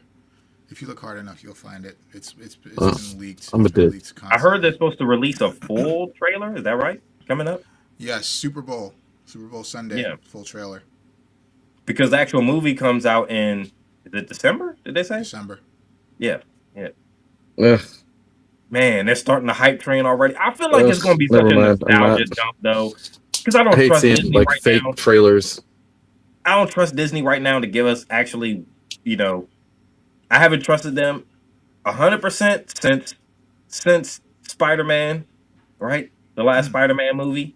Mm-hmm. But even before that, I don't even know if it was 100% that Spider-Man, because they had some duds before that, like Shang-Chi. We still don't know anything. Like they just weren't telling a cohesive story like they were up to Endgame. So I They feel like weren't. Stop saying that. We talked no, they about were this. doing a cohesive They story. weren't. Yes, they were. No, they weren't. They had movies that came out with a little tie-in at the end. That's all they've been doing now. Which Hulk movie was it? What? Tony Stark Yes, appeared? that's correct. Wait, what? What? No, that's correct. Like I agree with you. It's a whole movie. They have a movie where they have a thing. They have a villain. They have they beat the bad guy, and by the end of it, there's a little teaser that says like, "Hey, it might tie into something somewhere," and that's it. What matters. And that's the movie. That's what a comic book does. But that's what they've been doing now. There's always a little teaser. No, they haven't. There's always a little tie at the end. What movie have we? Which Marvel movie did you not watch to the end? Huh? There's been several Marvel movies since Doctor Strange, and you haven't seen him since that little eyeball popped out. Where's Doctor Strange? Where's Wanda? Okay, I knew we know he's where coming Wanda back in Doomsday. Everybody's gonna be in Doomsday. He's gonna be back It's an Avengers Doomsday. It's where it's the re-team up. This is all the threads gonna come into Doomsday. That's why we got all these little teaser trailers. Who has a teaser for a trailer? You think Shang-Chi is that shit. in Doomsday? Yeah, he is. Yes. It's confirmed. Everybody's gonna be in that shit. Now, when we say Hulk's gonna be there. are we saying like a Hawkeye's gonna be both Look, Hawkeye's gonna be in that bitch. Are we talking about having an actual role? Look, we don't know. All I know is those that don't we count. are. Those in the background, I'm here. don't they I'm here. count? They don't count. Damn it, Why- we know. I need a continuation part of count? the story. This- I this- need you to be involved in a team. I This feel like is- Disney's panicking a little bit. They need to get us back in. They need lead-up movies to this. If this is going to be such a big event to the point where you're going to have Shang-Chi, you had him in Hulk gonna be on one Spider-Man? project, maybe two. Yeah, Who was that's in what I'm Shang-Chi? Wong. The guy from the Wong right, and Abomination. right, Wong. So he's the only tie-in. Like Shang-Chi hasn't. If you're going to have Shang-Chi in there, you need a lead-up movie, man. I feel like She-Hulk it's a gonna be in family. that jump. Really? At least they laid some groundwork for She-Hulk. At least I've seen her in a show. I haven't seen the show, but at least I know she has a show. Shang-Chi. Shows. Give me something else. Shang-Chi had a movie. What are you talking about? He had a whole That movie. movie came out. He had a whole movie, and it was dope. 7 years ago. No, Do you think it doesn't came out count 7 anymore? Years ago. It still counts. It's still a movie, and he's It still does in it, count. and he's still in Marvel. As long as we know they haven't fired the dude, so he's still gonna. And he's gonna be in Doomsday. Yeah, The one thing everybody's gonna be in X-Men- Doomsday. The one thing that I think the X-Men one probably in the initial moment. Thanos I didn't coming back. expect It got me more excited than the Steve Rogers one, because I had heard Steve Rogers could be. I didn't believe it till I saw him holding the spoiler for the All right, Steve Rogers. let's talk I about saw him that. holding the baby. But the X-Men one got me a little more excited because I'm like, okay, Let's All right, let's talk about them from the beginning. So the Steve Rogers trailer happens, right? And he's clearly he is still back in time, and he's walking up to his house and you see him holding a baby. What do y'all think about that? Any kind of theories forming? I've got a big one. I got a big one. Well, that's not a big one. Go ahead. It's just kind of something to talk about. But like, so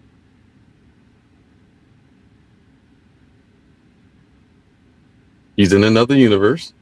He didn't go back in time. Motherfucker popped into another universe. He fucking took somebody else's spot. Oh. Yeah. And so now When you say he took somebody else's spot, you mean himself or like whoever Peggy was with?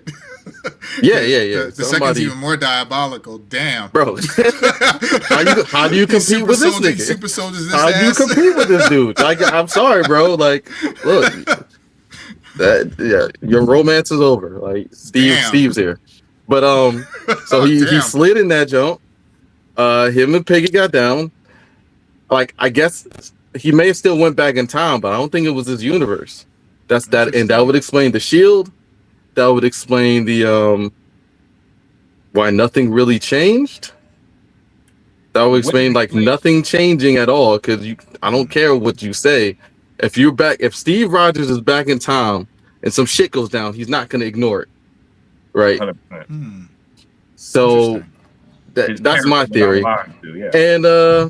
And also, where the fuck is this kid? Because look, he's got a kid. That's already a time fucking fucker upper. You got a super soldier child? Well, not necessarily. With the end game, because he came back old. So is he from the future? Because he ages slowly, right? So he may have went back in time still, but I don't think it was that universe. Well, think about this.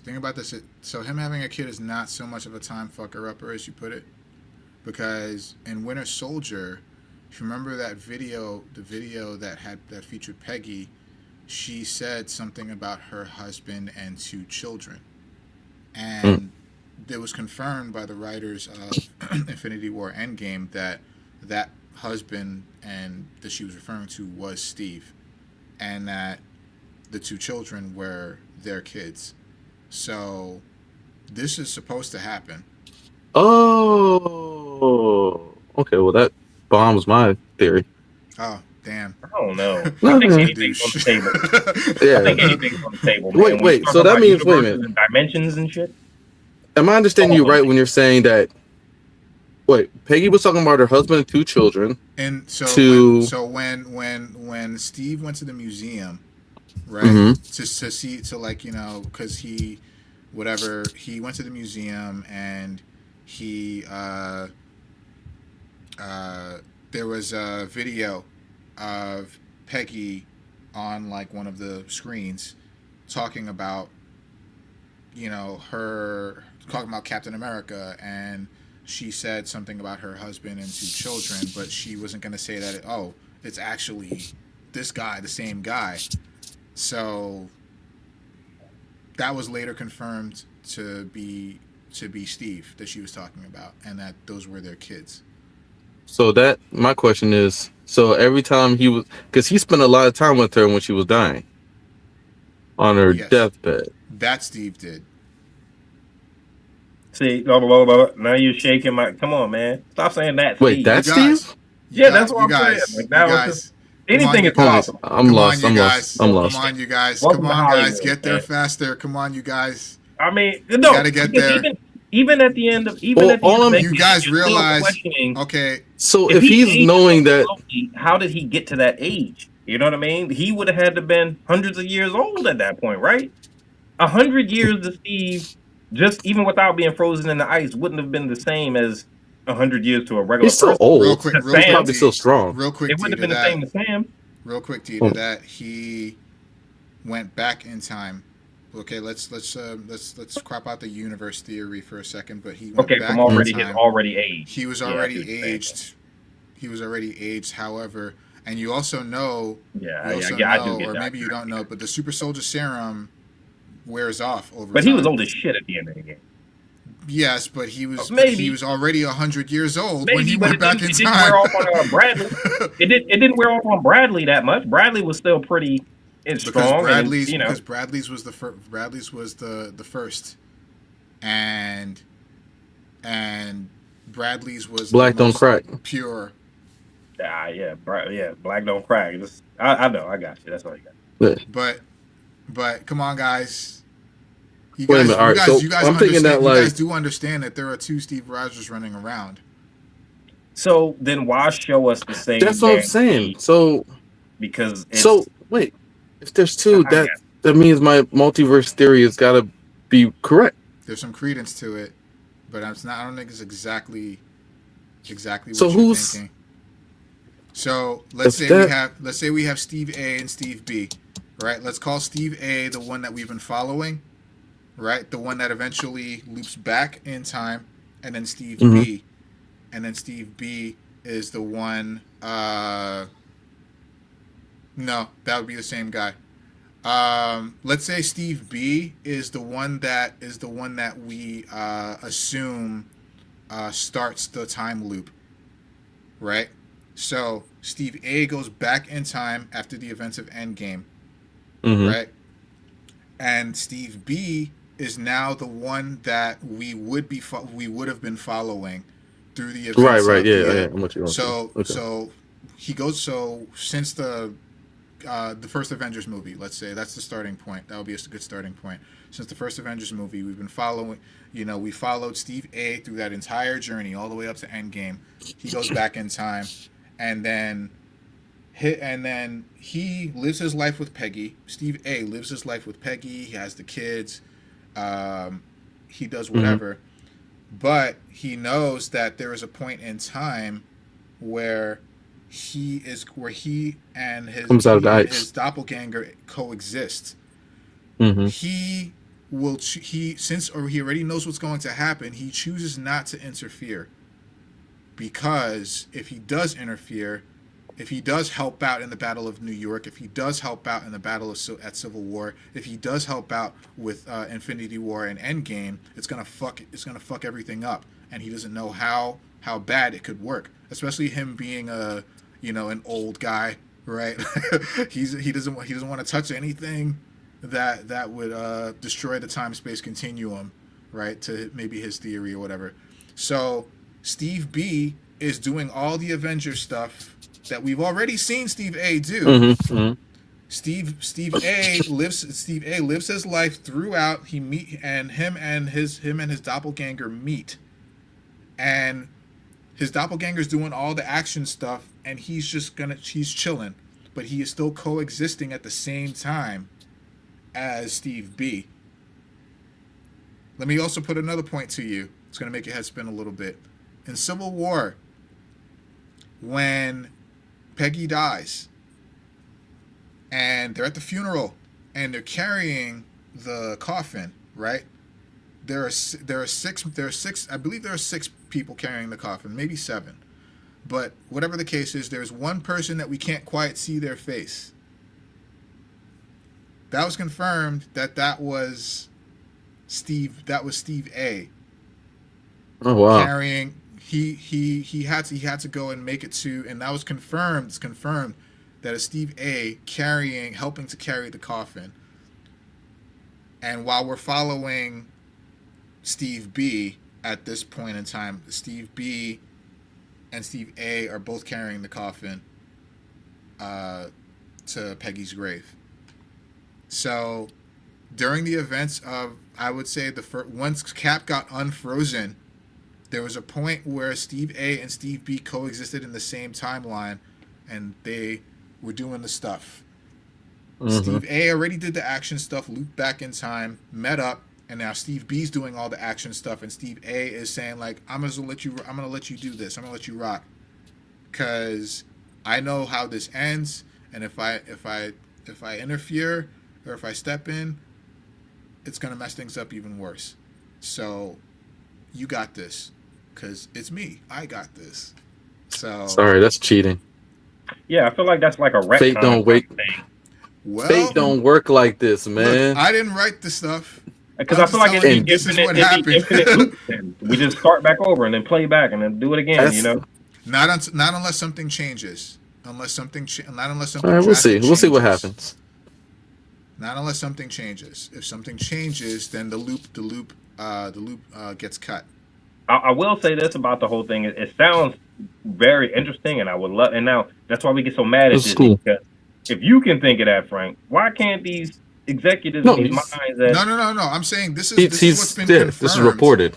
This is like what's been confirmed by like the writers and some they wrote stuff. That's just like drawing up anything you want. Then, I mean, at this point, if Tony Stark, time travel, the whole business. If Tony Stark could become Doctor Doom, then yeah, we got it from the inception. We got to believe, so anything could be confirmed. You know what I mean? I guess time travel. Yeah. Yes. Dimension. Yeah. Multiverse. Yeah. Indeed. So that's cool. Yeah. My only thing is that that's cool, but that means that at what was it when they were going back in time and they were trying to get the Tesseract. That means at that point in time there were 3 Steves in that universe. Exactly, you got it now. There were 3 of them. You're correct. So I guess my question is, But when now you did challenge Steve it. find out that Steve? You said they met. When did Steve They find didn't out that meet. he was back there? They didn't meet. They didn't meet. I'm just saying there was a point in time Oh, where they so, coexisted. They so met when at did the Steve same find point in out? time. What do you mean? When did Steve find out? He's He been said through he it. never found out. He's been through it, and he loops back in time. So he knows. So wait, Steve he B, initially goes back in time just on some selfish. It was like, yeah, I'm gonna make it. yeah, This is what I'm doing. exactly. He got his. And he's like, he wanted oh, a happy thank God ending. everything works out. He wanted a happy ending. No, he's like, not thank God everything worked out. I already did everything, and I know it's going to work out, and it has to work out in the exact same way, even though I selfishly went back in time to get my happy ending. Literally. But because I went back in time to get my happy ending, I cannot, by rules, I cannot interfere with everything that's about to go down. The Battle of New York is happening, and I'm still alive with my children. I'm gonna watch that shit. I'm gonna watch that shit on TV. I'm gonna watch that shit on TV. Because that always, to me, that challenges the core of Cap's character, right? Because if he can do something, he would do something, right? Like in Endgame, 2 Caps met up. 2 of the 3 Caps were in the same spot. I don't know if you're counting that Cap as part of your 3. So the Cap that went back to get the stone is the Cap that was already there being counted? Because then that makes it 4 Caps. No. The Cap that was there had the case. Is one of the 3 the Caps. Cap that went back, and then there was a Cap that's somewhere else. So the Cap that was already Living there, he his felt life with like he Peggy. had to do what he had to do. He had to stop the Cap that was. So I feel like that 3rd Cap would have been like, well, shit, I can't just stand here. You know what I mean? If I can help, if I can choose a side or make things. No. But that Cap's from the future. Because that's his character. You know, his character is to do something when there is something that can be done.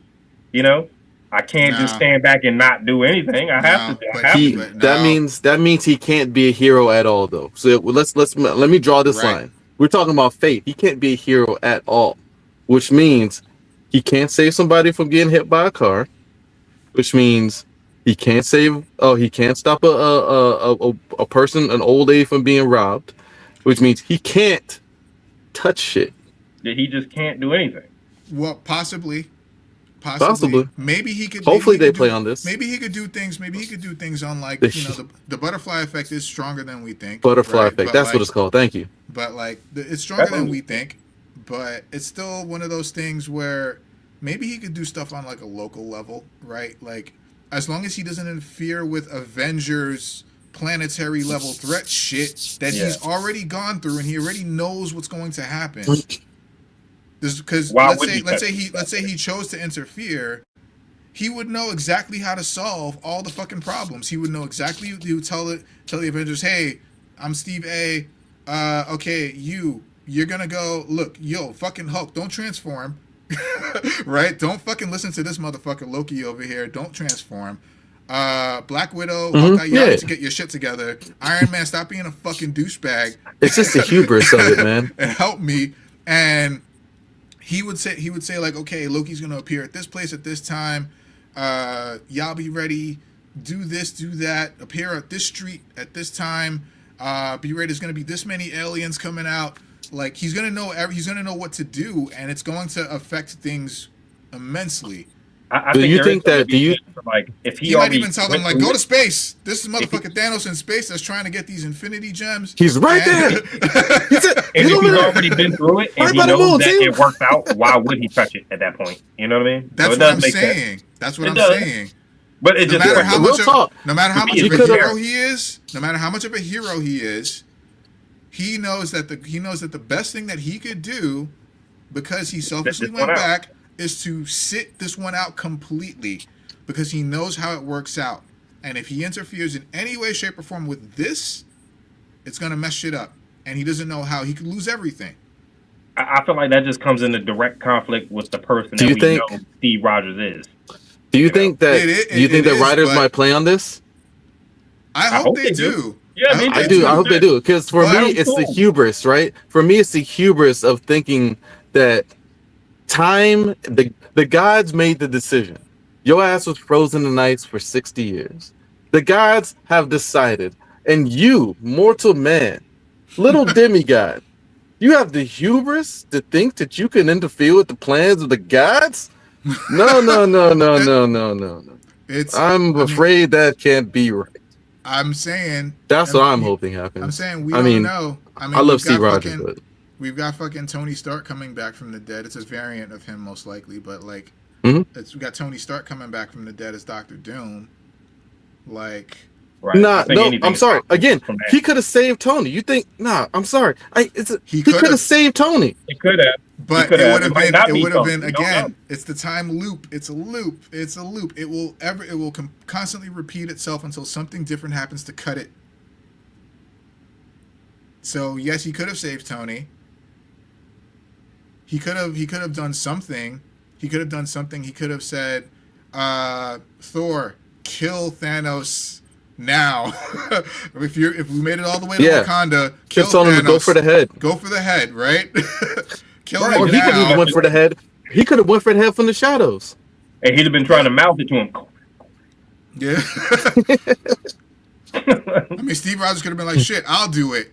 Right? Like I'll pick up this fucking hammer and bro. Wait. So again, I think my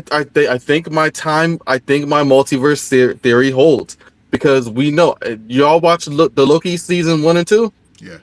What we know about Loki season 1 is that branches of the multiverse break off based on events.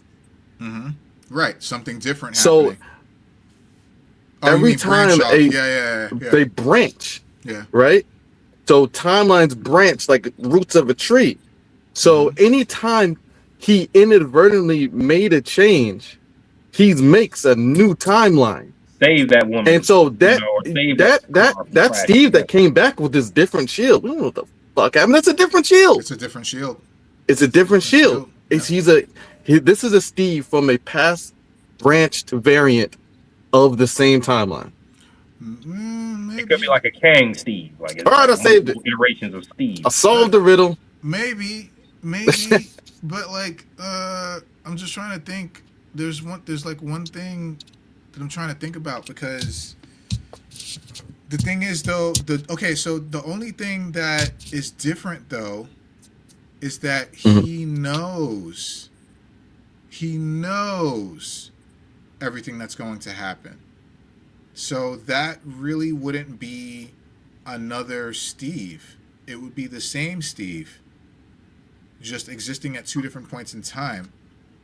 So at that point, there's multiple Steves, right? So are we? No. It's the same Steve. He knows. It's just a loop of two. But when we're talking about the branching, it's the same. When we talk about the branching, I'm saying there's no branching. There's no branching because Steve A already went through the shit, right? Steve A is the Steve we've been following from Avengers 1 to Endgame, right? Mm-hmm. And then when he makes a decision to go back in time, the prime timeline that we've been following doesn't branch off. It doesn't branch off because we have a Steve here. Well, wouldn't it branch as soon as he went back in time, it would branch. No, because that's what he was supposed to do. That's what he was tasked to do. That's what he's supposed to do. It would branch if, let's say, they chose not to return the gems. That's when it would branch off. I feel like it would branch as soon as he decided to go back because he's altering the timeline of what has already happened. No, because what has already happened has already happened. If we're to the point we are with Steve, so once he decides to go back, that changes things that we know have happened. Even though Steve, those same things have still happened. No, it doesn't. For us, it doesn't. I need to go check again how the branching works. Maybe it's minute differences. Maybe there might be minute differences, but it doesn't change the sequence of events as long as he doesn't interfere. If he interferes, where does Steve come from? That's where the branches happen. Steve A would still be in his timeline. Steve A and Steve B are the same person. We know for a fact a branching did happen because of the shield. Yes. So at some point, I don't know, we don't know when, but there was a branching. That shield is not the same. Different. Yeah. I agree. And so whatever happened, Cap could have had some modifications made on it. It's not to say that Branch. Where? branching, Where? By who? Some connections. I'm sure he had some connections. He didn't just give modifying a vibranium shield from Wakanda. Okay. That I But think he that went back shield in is like time, an so he event, can- like an event in itself. I don't know. It wasn't that much Ow. different. It had some etching, some different etching in it. It wasn't like it was completely It was a different. remodel. It was pretty different. Not like significantly different, but it was noticeably different. Mm-hmm. Yeah. It looked lighter, a little bit bigger, but lighter. Well, and it had to the be lighter. etching on Sam the didn't have no gray part. Sam. He knew Sam couldn't wield it, so he That's had to right. make it lighter. That's correct. Mm-hmm. That's correct. Yeah. I hate to go down this That's all rabbit hole. good. Should have never. I mean, yeah, never it's gave all him that good. shield, man. That's where the branch really happened when he gave him that shield. That's where the shit branched off. Damn. But yes, so Steve going A's back, like, shit, what did I do? That's when I branched the shit, Oh, Going don't you back- start too, man. He had the Going shield. back- He earned the shield. going Look, back, He did earn it. Just He didn't- earned that shield. That shield is his, man. going back. So, any other theories about the trailer with Cat? they No, all that's sound- Yeah, I think there's a branching. I think this is a different. I don't know, man. We don't know when it happened, but something happened. I feel like uh, for Hollywood, Steve Came back fucked up. different. Steve fucked up. All right, Steve you was fucked up selfish. somewhere. Steve was selfish. he's selfish, and He was selfish, but we you will know, see how Doom is going to use that to his advantage. This is one of those things when him and Cap were talking in Endgame about about having a happy ending, right? Like he listened. What is it? yeah. Steve made Doctor Doom. How? By I don't know. going back in He's- time. He saved. By his He his saved. inability to do He anything, saved him. because he didn't want to mess with the timeline. So He saved You him. mean to tell me? Either he saved him then, or he saved his dad. You telling me I Steve don't wouldn't know. go back in Because time? it's not- Wait, Because if You he's telling me Victor Von Steve- Doom, if he's actually Victor Von Doom and not Tony Stark, He's Victor Von Doom. you telling But me Victor Steve Von would Doom not is but go to back in name. time and save Howard Stark? his genetic bloodline It's not could be Tony that Stark. of Stark. So the thing is, that's not so. Like again, don't know the movie. Yeah, we don't seen know. the script, nothing. We don't know, but like We spitballing here. that is supposedly Victor Von Doom, not Tony Stark. But he has Tony Stark's face. Yeah, well, he looks like Tony Stark. He acts like Tony Stark probably, but that is I feel like it has a to be variant. Tony Stark. It's a variant that happens to be Doom instead of Stark. Maybe there's a But Doom, timeline. Victor like Von Steve Doom goes is but a back. title and a name. Maybe Steve A goes back. He Doctor saves Doom Howard is Stark. his name. Howard Stark is Mhm. in debt. Title. He sells off his son, Tony Stark, and somehow Tony Stark gets mixed up with what country does Doctor Doom control? What's the name of his country? Latveria. Latvia. Maybe Latveria. Tony Latveria. Stark ends up in Latveria he just becomes Doctor Doom. There has to be some way, because it is Robert Downey Jr., so it has to be Tony Stark. Can't be Victor Von Doom. It's not Victor Hey, Von maybe They better do this shit Stark. tastefully, man. what was his Stark's dad's name? Howard. Howard. Howard. Maybe Howard why- was out in Latvia on a fun weekend. You know what I'm saying? Latveria, Maybe. whatever. And he dropped off somebody.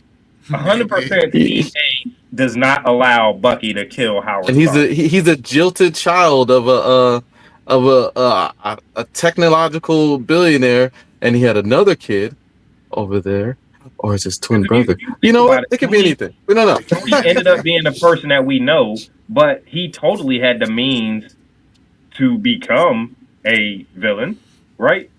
Like if he, Oh, yeah, if it's 100%. Tony Stark with his resources, and He started just off as a one villain. an evil idea, right? Weapons manufacturer, right? So Yeah. anything's possible. Like, imagine he didn't get captured. Imagine he was just cool and like you figure the shit out. Imagine Like, he got and he- captured, and then Imagine they he were have at a- war with Latveria, and so Latveria gets to him, and now we have Tony Stark, and we can influence him with his technological genius and his resources, and our and that's how magic. he becomes Doctor Doom. Because my first question before all these trailers, before Captain and X-Men, when they first revealed that Tony Stark was in the Doctor Doom mask, maybe they're throwing us for a loop. Maybe he's not really Doctor Doom, but then why show him with the Doctor Doom mask? So that leads me to believe that he has to be Doctor Doom. Why Well, show how the him hell with the does he Doctor Doom become mask? Doctor Doom? Why'd you show him with the Doctor Doom mask? Because Marvel We was know swimming. why. They were Yeah, they're panicking. They were swimming hard, right? They were about to drown. Like, We all questioned it when They've they been did in it. that they've been in that state for a very long time, and this is the only way they can get back into everyone's good graces. It was like a questioning clap. It was like, yeah, right, yeah, just right. You know what I mean? Like when yeah, of course, it makes sense. Yo, Yeah. what if they like kill him off in like the first? No, I hope. Oh my God! It'd be good for TV. It'd be good for a movie. I would love that shit. Oh yo. my God! I would die. That would be hilarious, bro. I would Like die. they kill him off like the first 30 minutes of the movie. No. And then it's some other bad guy. It's like a nihilist or some shit. I mean, like, yo, we had that. It's like we're dealing with the Shi'ar Empire all of a sudden. Man, we had That'd be that the great enough. spike, whatever. We had Yeah. that enough in the TV shows. Remember Luke Cage? Luke Cage season 1 and 2. Like That was Luke Cage Netflix- season that was 1 and Netflix 2. stuff. Like I'm just saying, like we've had that Yeah, enough, yeah. man. Like don't do this again. Not with something this major. That would be crazy. I would die. That would be. Yeah. that would be I think crazy. it'd be good for the dramatic. We all remember, like, most of us who like movies, we remember the very dramatic moments. So I Mhm. think if they killed them all quickly, I think everybody would be like, that would be one of the most memorable parts of that movie, easily. Like, I don't think that would After trump, the hype. that would be the That's one of the culmination movie. of the movie right there. Like, Yeah, that would be it. RDJ. It'd be the But you greatest ain't thing topping out. that. I mean, has anybody else got killed off the break? I'm trying to think in any popular. Maybe the last time we saw like a crazy dramatic death was maybe Han Solo. Maybe. They killed him in the And I second was just movie, right? shocked Or he at didn't least see no, I coming. killed him in the first movie. No, I Oh, mean, the like first that movie. was I mean, that was they at least waited till the end of the movie to do that. I was stunned. Yeah, at least they waited to the end. They did. But it was yeah. I was It was stunned. the first movie of That 3 though, movie. so Yeah. But it was one of the more memorable moments. So what if Tony is killed early in a dramatic way?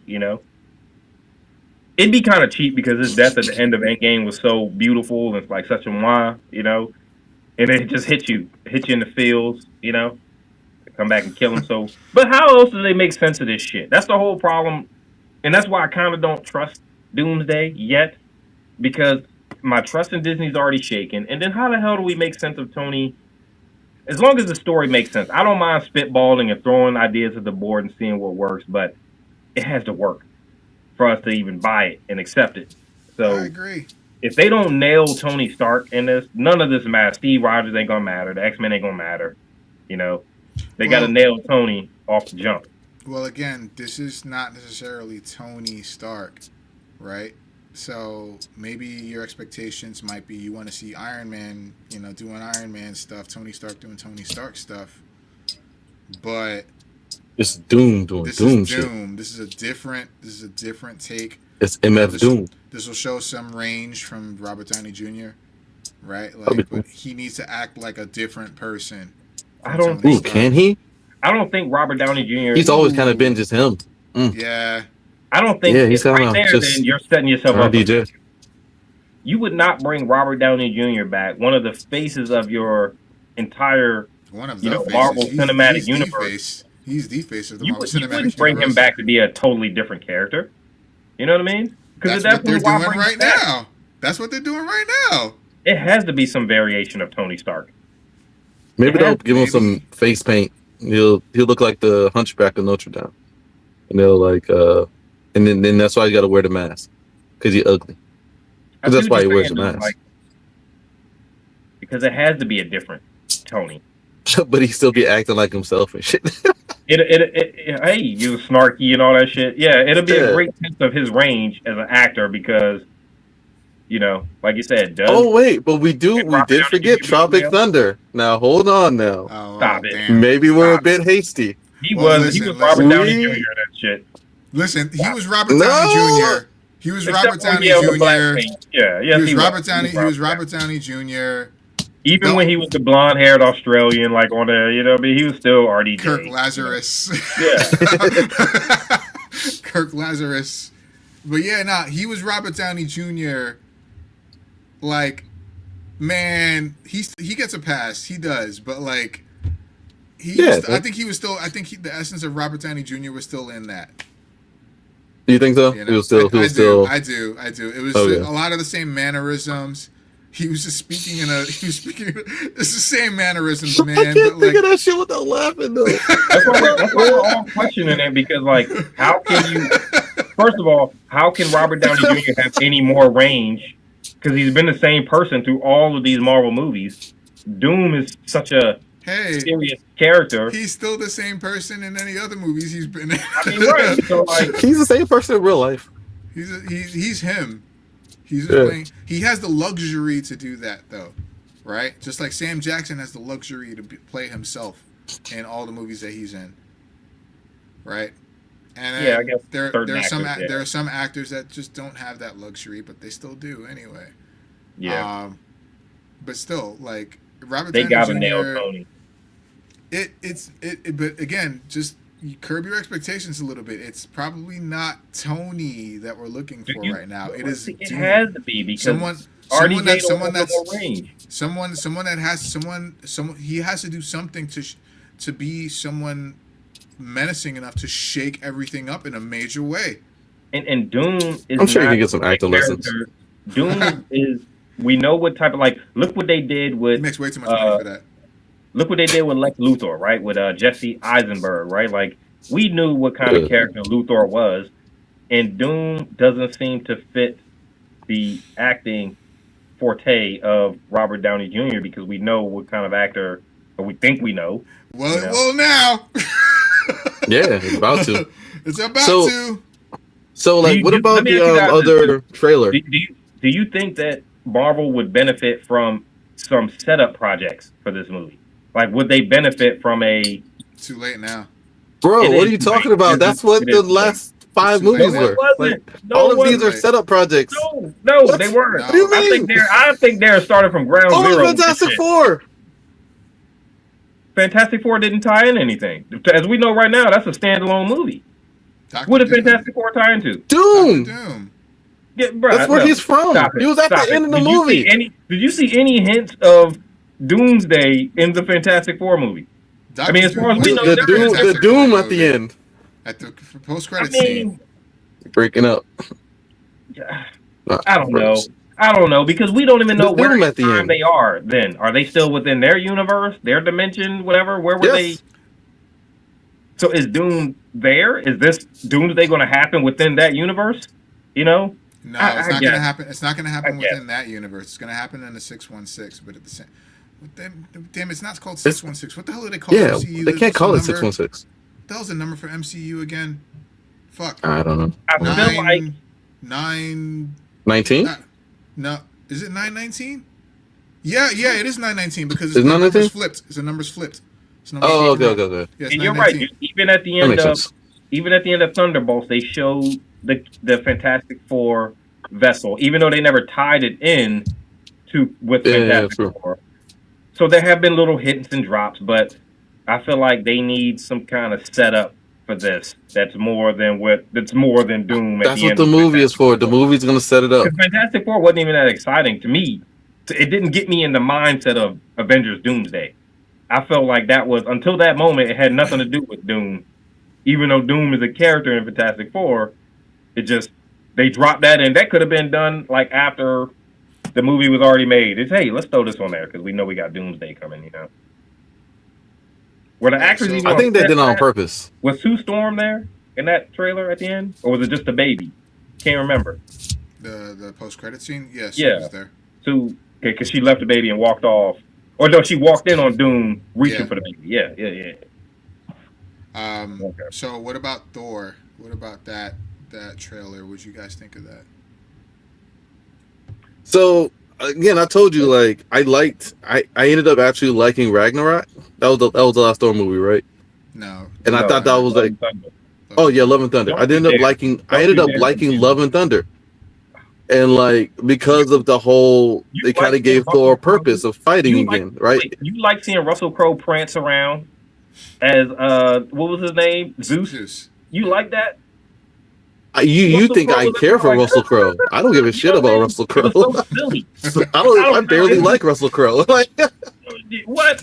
he was all right. Russell He Crowe was all first right in popped up on that Gladiator. That's screen, about it. Like when Russell Crowe first popped up on that screen, just from his credibility I don't care in about the Russell movie, Crowe. bruh, stop it. Russell Crowe's a respected actor. Okay, That's fine. that movie Like, did do I not care lend about itself. Gerard It Butler? was silly. Like, I really don't. Like, Russell but Crowe I was supposed to did add a level of like. credibility and danger and a threat because of his presence as an actor. It's Russell Crowe. If you're gonna get him to act like that, why'd you get Russell Crowe? If you're gonna get the actor to do what Russell Crowe did, why did you go get Russell Crowe? It's my point. Because he, You know, I don't. Because it's work, and it's because it's work. But And like, he but reads the lines. but by remember that he was point, at- I was already out. Isn't He Russell Crowe follows like the a director. drunken, angry, like a psychopath? Like I mean, like when he was driving what was driving According to the the road article, rage you don't movie. know. He was a whole road rage psychopath for a whole movie. I mean, can't he was believe also- they could have got he was also a anybody for that role. He was also a gladiator. He was just you know? a fat old angry redneck for a whole movie. He was also a gladiator. You know what I mean? So if we're gonna break down Yes, his movie, we like gotta go about into all 20 his years roles. ago. He Right. was. He was a detective in what's the John Frank Lucas and all that. You know what I mean? Like, American so Gangster. yeah, right. Like, let's break down all his roles. If we're gonna talk about his roles, let's That's talk about all his that's like roles. barely main But I character will shit. say, Like That's not what we're Yeah. talking about. in your defense, no, I'm still talking about the Love and Thunder thing. That's why I'm still all on right, because Love and Thunder. I hated that. I movie. liked it. I thought Goro was a compelling villain. Like he had a good story. Like his shit was fucked up. That was not cool. What they did to him in his world. You know what I'm saying? He got his goddamn revenge, and he took it too far. The problem with Love. I and like Thunder the whole. wasn't Thor, it was Thor. I like the whole part of Thor finding himself again, right after being lost through most of the movie. Like finally finding himself. So you like Thor's hammer being mad that he had a new hammer? That was hilarious. That's fine. I don't care. I That thought was funny. hilarious. Yeah, it was funny. That Like was funny. It was silly. Post it adds it's some personality I don't mind. Like it adds some depth to the to his relationship with his tools, right? That's fine. think that movie Like did I a don't disservice complain to if Chris if a swordsman has a sword that's got an emotional situation. Like it doesn't matter. It's his weapon. He's got a relation with his weapon, so his weapon's got a little jealous. That's funny. It's fine. Like I thought it was a fine movie. Like I'm actually mad that it took so long to watch it, but so I'm interested in seeing what develops, right? Like so you see in the trailer, he's giving a prayer to his father, right? To the All Father. For like strength and wisdom to be strong enough to protect like that which he holds dear. And I forgot, I don't remember everything what the prayer was, but anyway, as long as I'm concerned, like I'm interested in seeing like what he's praying for protection from. The prayer Right.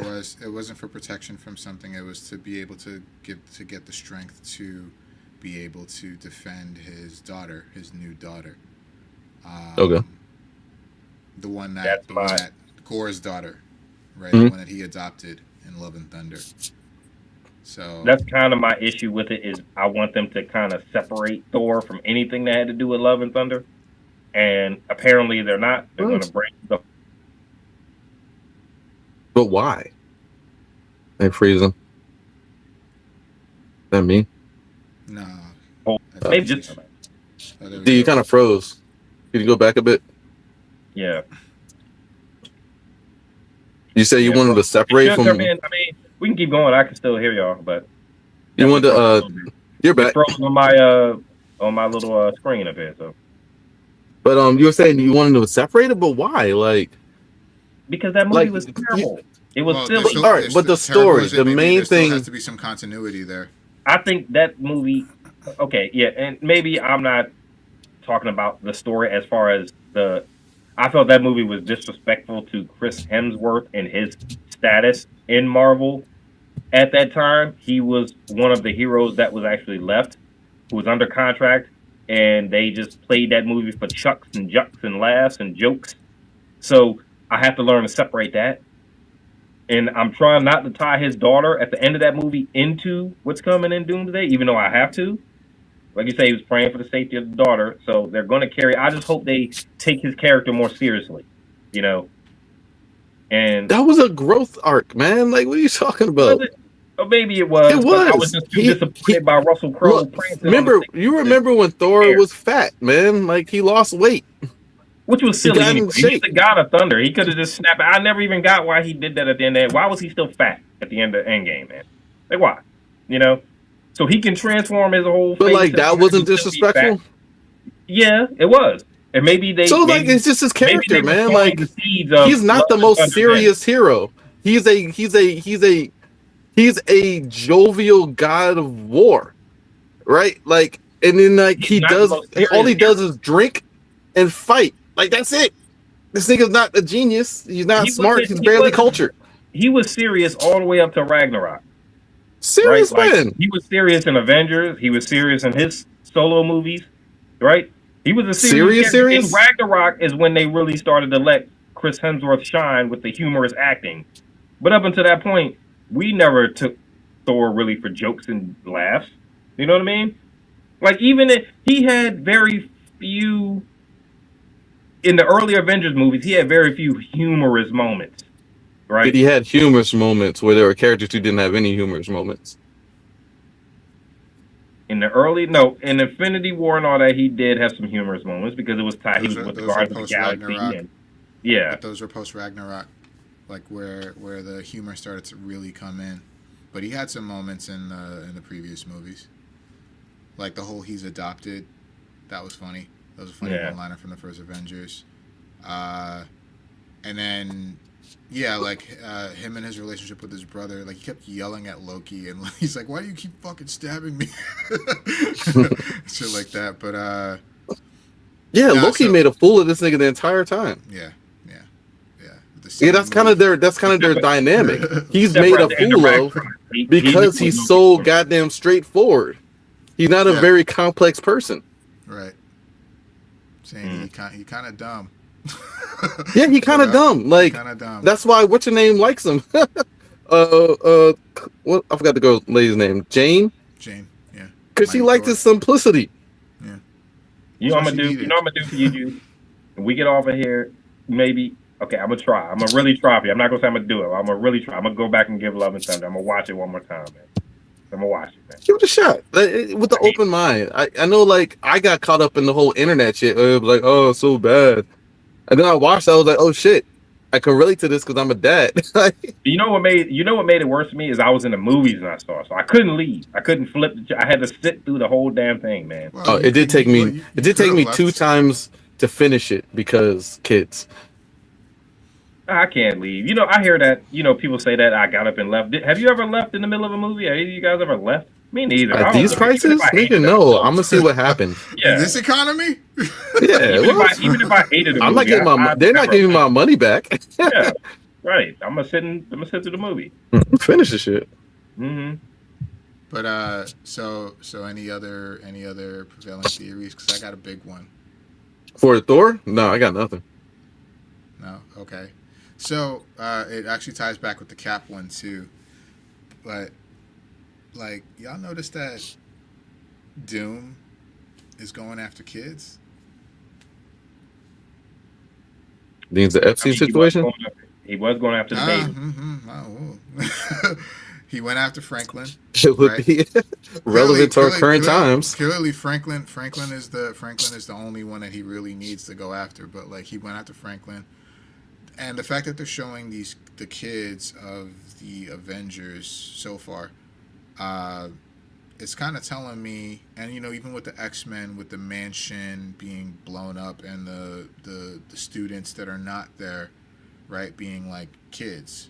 It is something. I think something. I think Doom is going after children, like super powered children, or at least supposed super powered children. For what reason, I don't know. But it's one of those things where I find it really interesting that they're kind of going this route of kidnapping all these kids. It's like, is it an indicator of current times? Maybe, I don't know, but it's also I'm wondering how this Is there an factors into island the plot. involved? I wonder how it factors into the overall plot of things. And going back to Thor real quick specifically, y'all didn't notice anything strange about that trailer teaser? I'm not gonna call that a trailer. It's not a trailer. I ain't gonna lie, like I was kind of bored by it. I just saw him, like his daughter was like, he sat next to his daughter in bed and he was kneeling in the woods, and I kind of was like, I was working, so I kind of looked away, so I didn't really stare at it that close. Well, I have a theory, and it's something that I noticed. It's something that I noticed, and I actually talked with Izzy about this, and she also noticed something that I didn't pick up, a detail that I did not pick up. So, you said that your interpretation of it was that he was saying a prayer to someone, or I guess his dad. I was assuming that All Father's dead. Yeah. Yeah. So y'all didn't notice that. Y'all didn't notice his eye color. You know that his eye color. He has two different eye colors now, right? Because of Guardians of the Galaxy.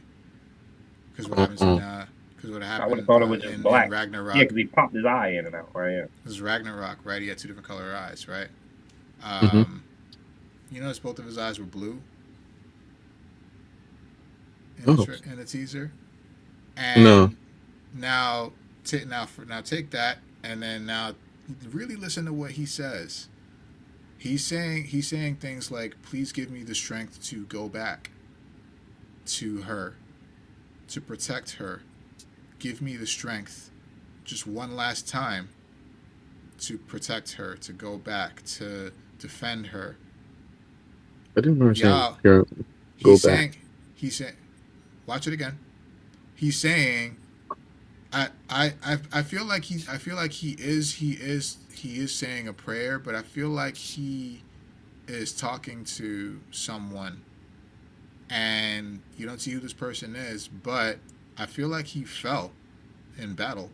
I feel like he's dead. I feel like he's in Valhalla right now, and he is asking for permission to have one more chance to go back and defend his daughter before Doom takes her, or even the fact that Doom may have already taken her, and that he needs to go back to stop whatever is about to happen from happening, because his daughter gives him his life meaning, and so on and so forth as a father. I really feel like he fell in battle.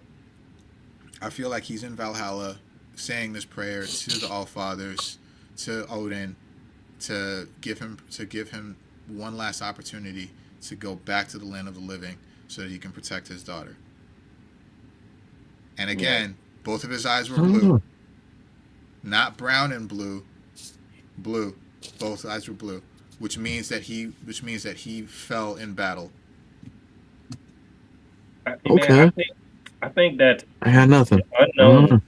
The unknown is the greatest strength and the greatest weakness of this entire concept of Avengers Doomsday, right? Because like the reason that it's his greatest strength is because we're intrigued to see where the story could go, right? The reason that it's his greatest weakness is because there's no setup. So like, say Doom is going around. Well, I feel like the setup is going to be in the movie. I feel like the setup is going to be in the movie. But isn't that like a big project for this one movie to handle, to make us care about all these characters? Like, well, remember, this is the intro to a bigger set. This is movie one.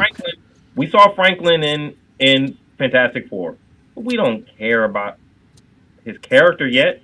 To be invested as to what his significance is outside of what we know from the comics, Well, right? Like it's not. we It's also not have to so These care no more much. about him. CGI babies. It's not. It's not so much about the. That was an AI baby. Ugh, It's not so the much. worst. It's not I so think I much think I about. think Disney is putting a lot on the plate of this one movie, It's not so much and I about feel like the. they can only disappoint us. It's not so much about the kids. It's not so much about the kids themselves per se. It's about the parents of these kids, right? Like who these people are, these superpowered, ridiculously OP Rainbow flag. individuals. Like it's about them, and it's about what they will do, how far they'll go to save their children.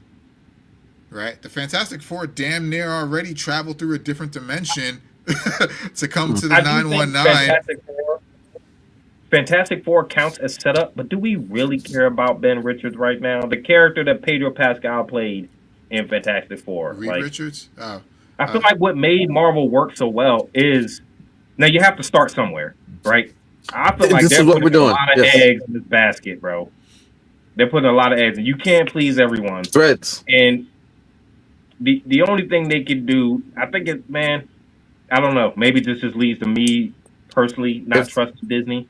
You know, I'll be honest. it's a If lot they're of setup smart, for one movie. if they're smart, they wouldn't actually tie all the threads into this movie.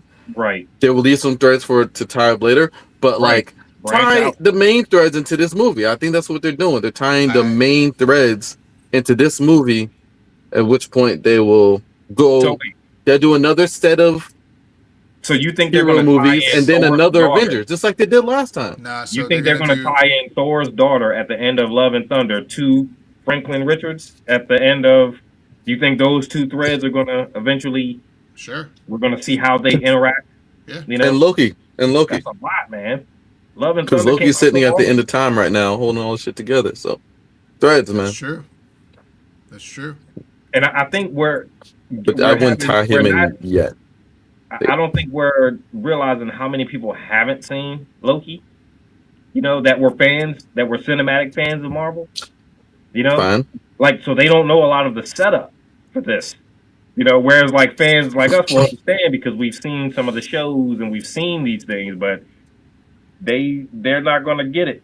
You know, I'm scared. I'm scared. Back to the man. I'm scared.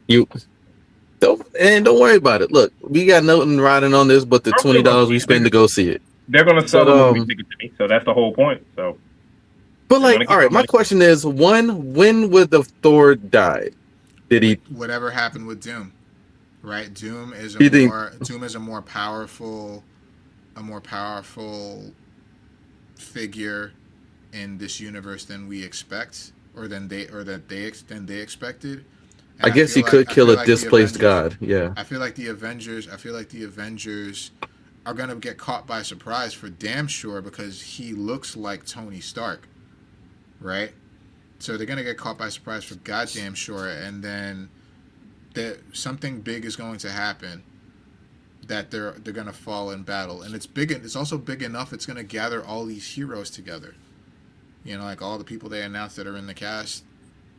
Right? Do you think that would be like their call? Like Thor goes down. Everybody rallies. Thor's gonna go down with some others probably. Mm-hmm. Right. Hawkeye. With the way things are working out with wrap Jeremy this Renner, up. probably. Yeah. Gotta wrap this up. But it's gonna be. I feel like because Doom is going to be underestimated and unexpected. He's going to have the ability to give the Avengers and other associated heroes a huge L. And they're going to take that L and they're going to regroup, come together, and then try to at least defeat him or stop him by the end of the movie. So I feel like it's all going to happen in the movie. And the movie's supposed to be a long movie, right? It's not going to be a short one. So there's a lot that they can do. And I feel like on some level, if they were able to manage Infinity War and Endgame to the degree that they did with all of those characters, maybe in short spurts, maybe more personal focus on certain characters, but if I think they're still able to kind of handle that ensemble just fine. They can make it work into a somewhat, you know, cohesive story. But To at least, at the very least, lead into Secret Wars. Secret Wars is the end, right? That's going to be like the reboot. I forgot about that shit. That's going to be the end, right? That's going to be the end of the MCU as we know it, and it's going to be rebooted into something else. I don't know what the fuck they have planned. But I trust them to handle a lot of characters on screen because, like you said, with Infinity War, even with Civil War, you know, I trust them to handle on screen like entities and characters. I don't trust them as far as with the story because that's going to require a lot of setup, man. Like to explain that Tony is not really Tony because, like, and then Steve A went back and Steve, you know, it's been so long between all these movies. It's like, why do we even, you know? well, I feel like they have to give us something more before Doomsday. I feel like they're putting all their eggs in one basket. They're betting a lot on this to get everything organized and right. I feel like they could benefit from some kind of, and it don't have to be much. It don't have to be like a full 8-9 episode show. It could be like a what if type of thing, like a Doomsday setup. You know, maybe telling different stories from around, like an Animatrix kind of thing, where they just give us little snippets of what's been going on and how these things interact with these, and you know, because if all these theories and I love all the theories that you point out, Frank, and I feel like if Disney, if you can think of these, we can think of these on the Intelligent Idea Talkers podcast. I know Disney can think of these. So, you know, you got to put a lot of trust in the writers, but I just hope they land it. I hope they nail it. I mean, Marvel's already one step ahead of you, D. And a pointless move. They're re-releasing Endgame in theaters in September. It's right before Doomsday comes out. You know why to get people in the mood.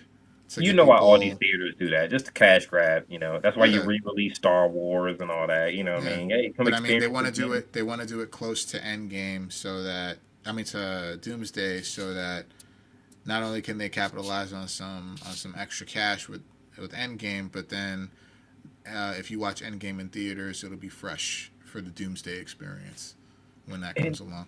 It's not a bad move. I mean, seeing it in theater is an experience, man. It's not a bad move. I think it's pointless because everybody has access to watch Endgame at home or whatever. But like they wanna recapture that faith and magic that they had almost 10 years ago now.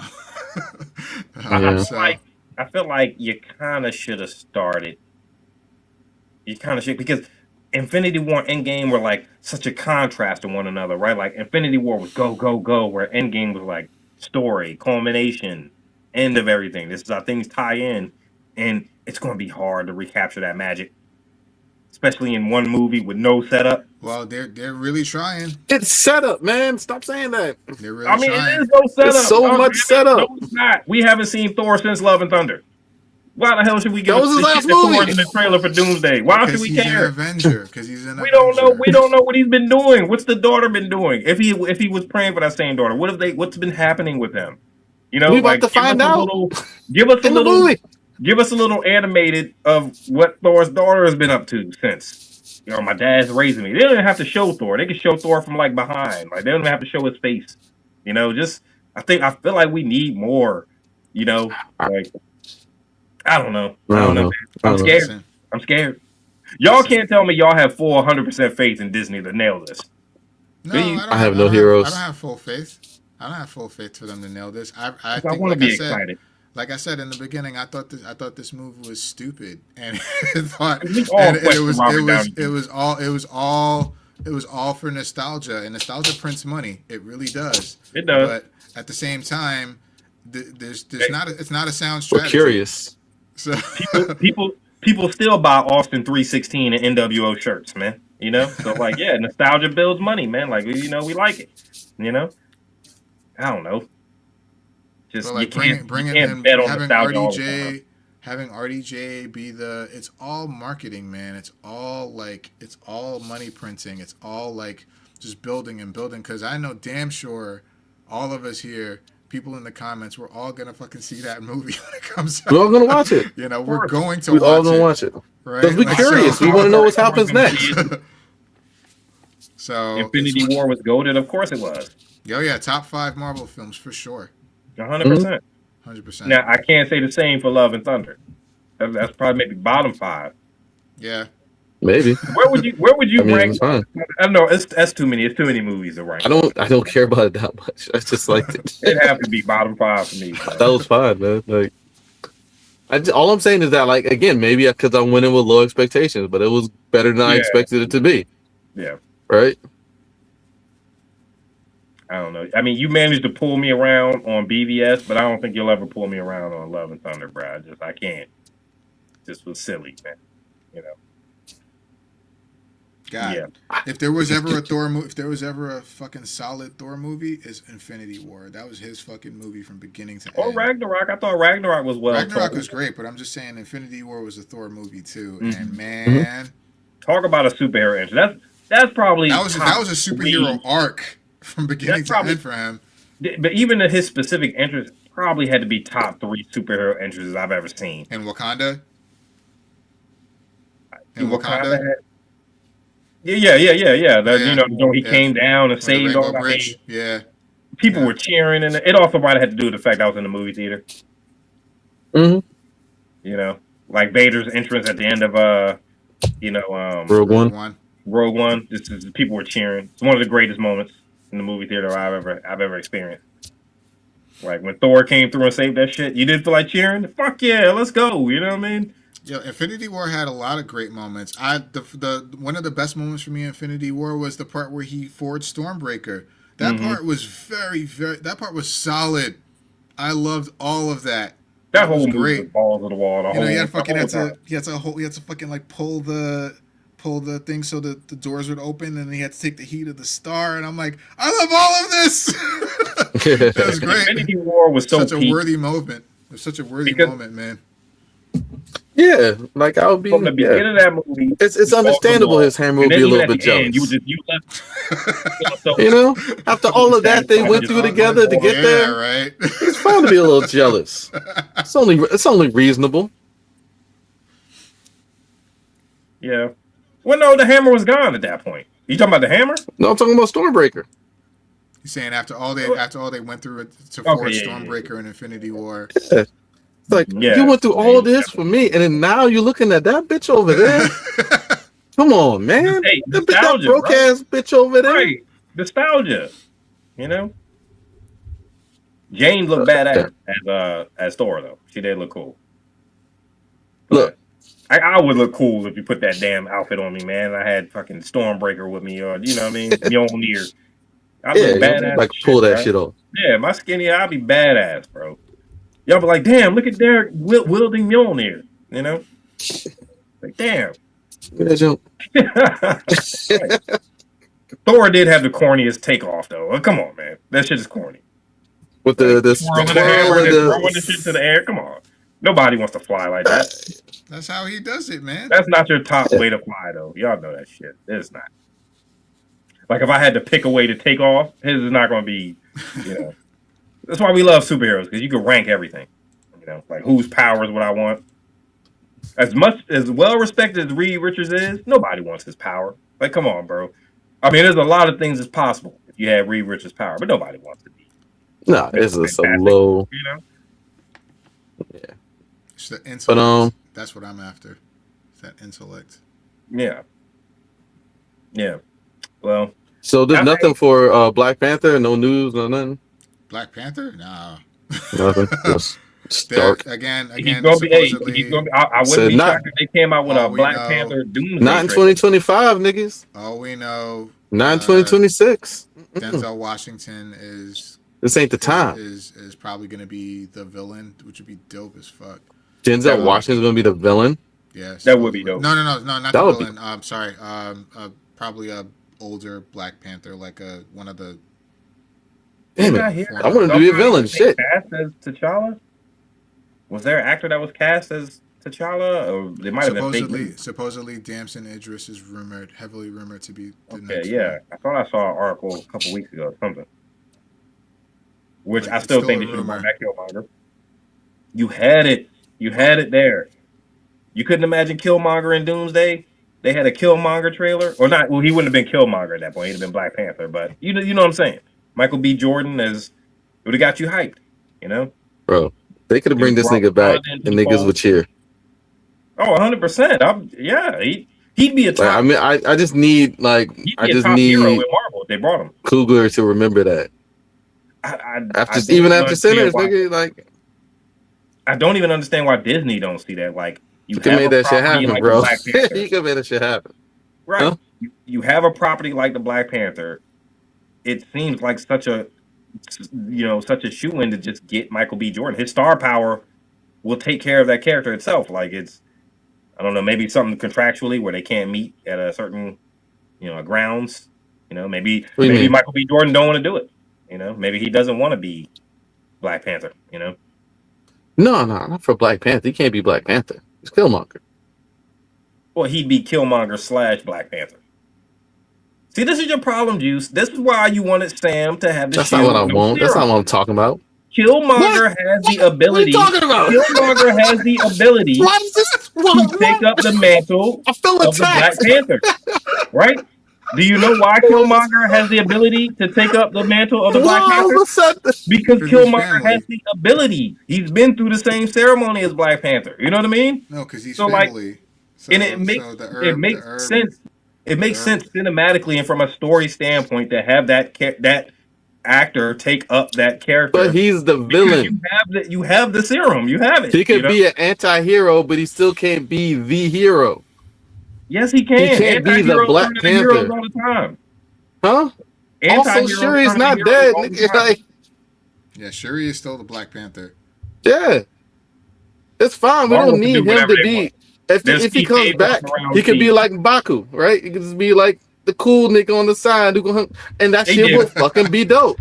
They did M'Baku such a disservice in that second movie. What? They did. I All he did was How? go around and yell in the second movie. That's all he did. He didn't show any he was fighting, yes, but he didn't show any leadership qualities where you would expect he challenged T'Challa for the mantle of Black Panther in the first movie. I What think do you mean? M'Baku got M'Baku we saw in the elevated. second movie wasn't worthy Yeah. of carrying I Black think Panther. M'Baku got elevated in the second movie. He was more like a wise advisor now. Yeah. But we especially needed to him to be Shuri. a warrior. He needed to be right under Shuri as far as like his ability to defend Wakanda. And he was getting his ass whooped the entire time, man. Like, and He just ain't got no yelling. powers, yo. You know he ain't got no powers. Neither does Sam Wilson. Oh. But that nigga got the I like tech. taking shots at Sam Wilson because I know Juice. I mean, you can, but that nigga did beat the Hulk, so you can take shots. It's cool. You know what I'm saying? The nigga wrecked the Hulk, Did the but it's Hulk- fine. Sam Wilson didn't beat the Hulk. He The Hulk didn't? just no, he didn't beat him. The Hulk did like de-transformed or something. You know what I mean? Mm. What happened? How at did the that end of happen? movie? No, he. How did that he- happen? He got him with the wings and then the explosion. Stop it! Nah. Stop it, Frank.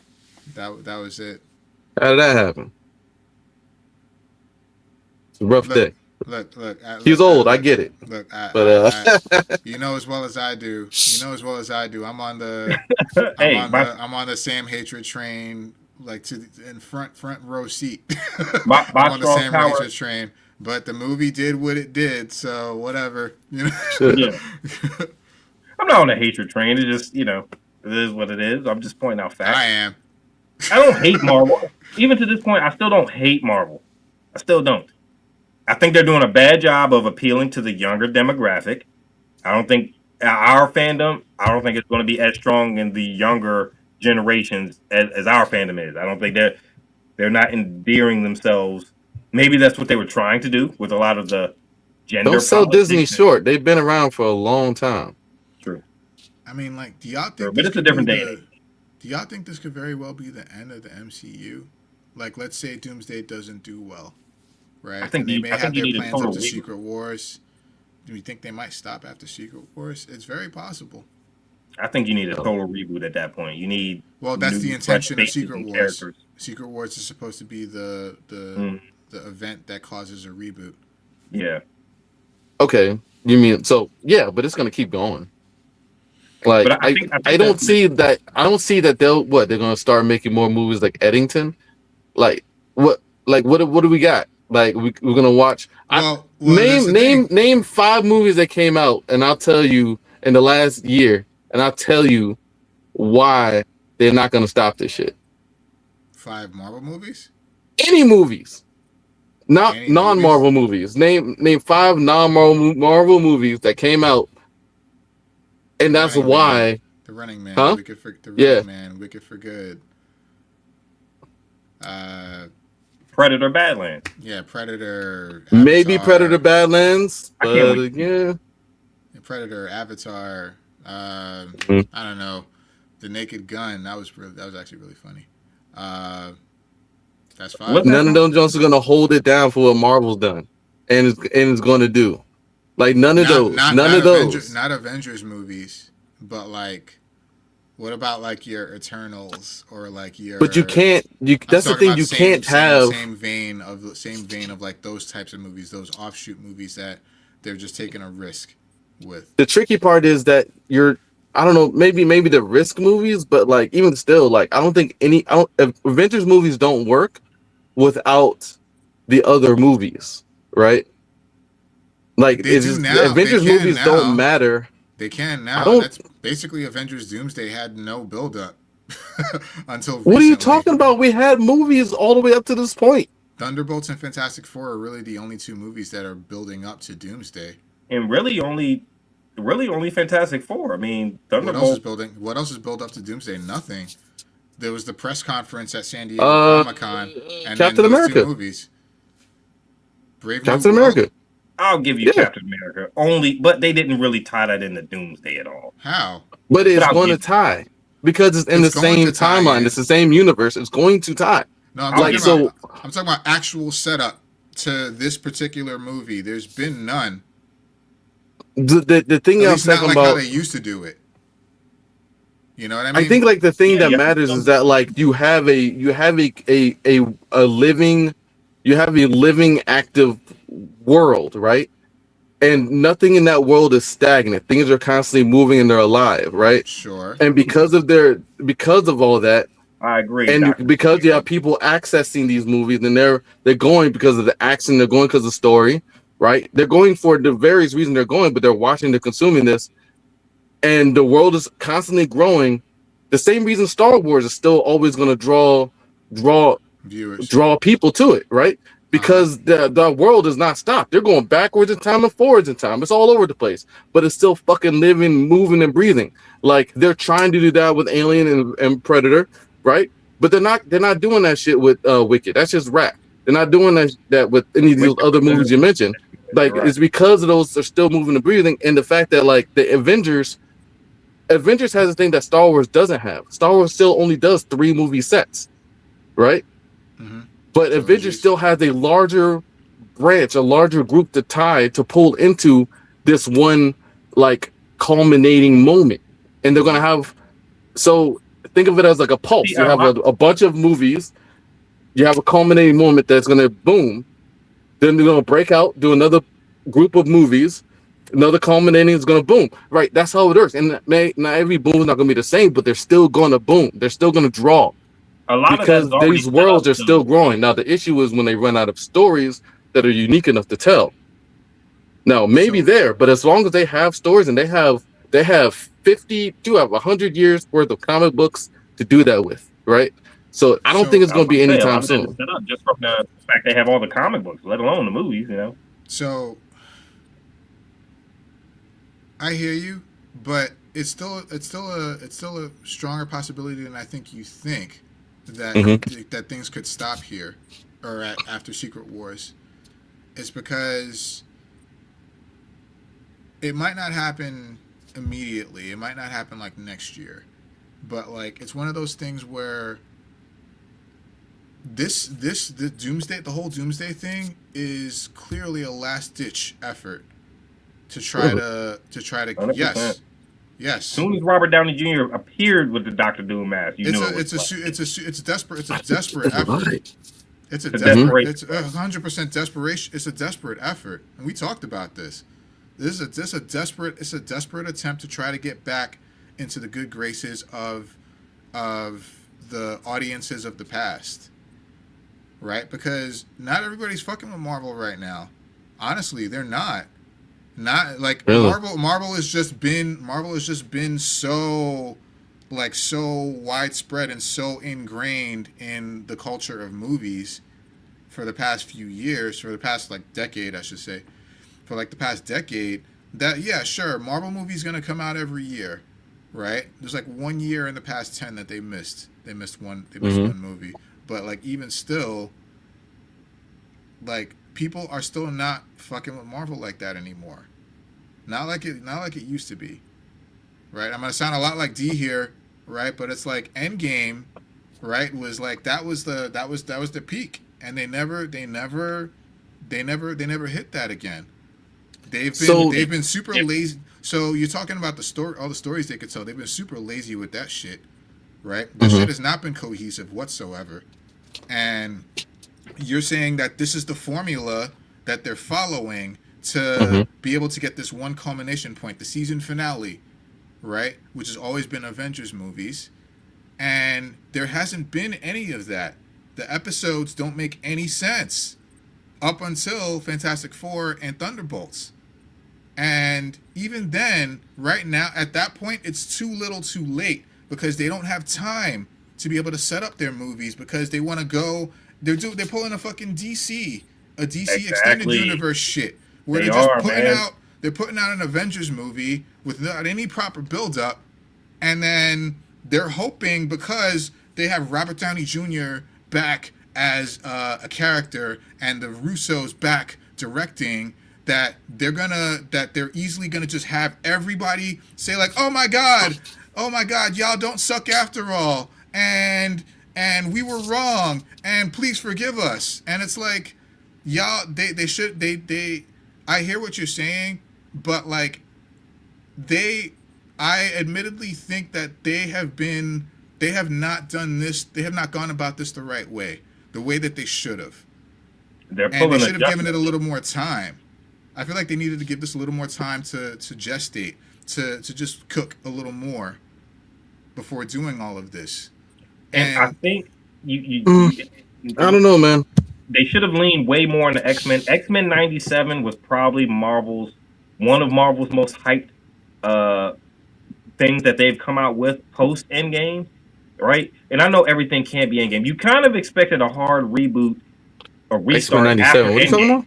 The animated the series, TV, the animated series. Yeah. So I you kind of expected a hard reboot after. By the way, Invincible comes out. The next season comes out February, right? You watch Invincible? I think so. Yeah, I saw it the other day. So is that? I think it's gonna be season 4 comes out. Yeah, season 4. I think February. Yeah, I'm excited as shit. I can't wait. Season 3 was amazing. Yeah, it was fucking dope. I had to take me back to Dragon Ball Z days. But if they don't land Doomsday, like, you have to start over. I mean, I expected it at the end of Endgame, kind of just hit the hard reset button because it was such a good way to wrap everything up. But you have to. If Doomsday doesn't work, you have to start over. Secret Wars is almost like a safety. It's a safety net for them, right? Like I agree, though, Juice. They're not going to stop. It's planned that it's supposed to be. It's going to be a reboot. But at least maybe if they at least reboot it and the movies don't work out the way they want, then they need to have some time to think. They need to have some time to think and really do this right if you want to get back into everyone's good graces. Because again, not a lot of people are fucking with Marvel like that anymore.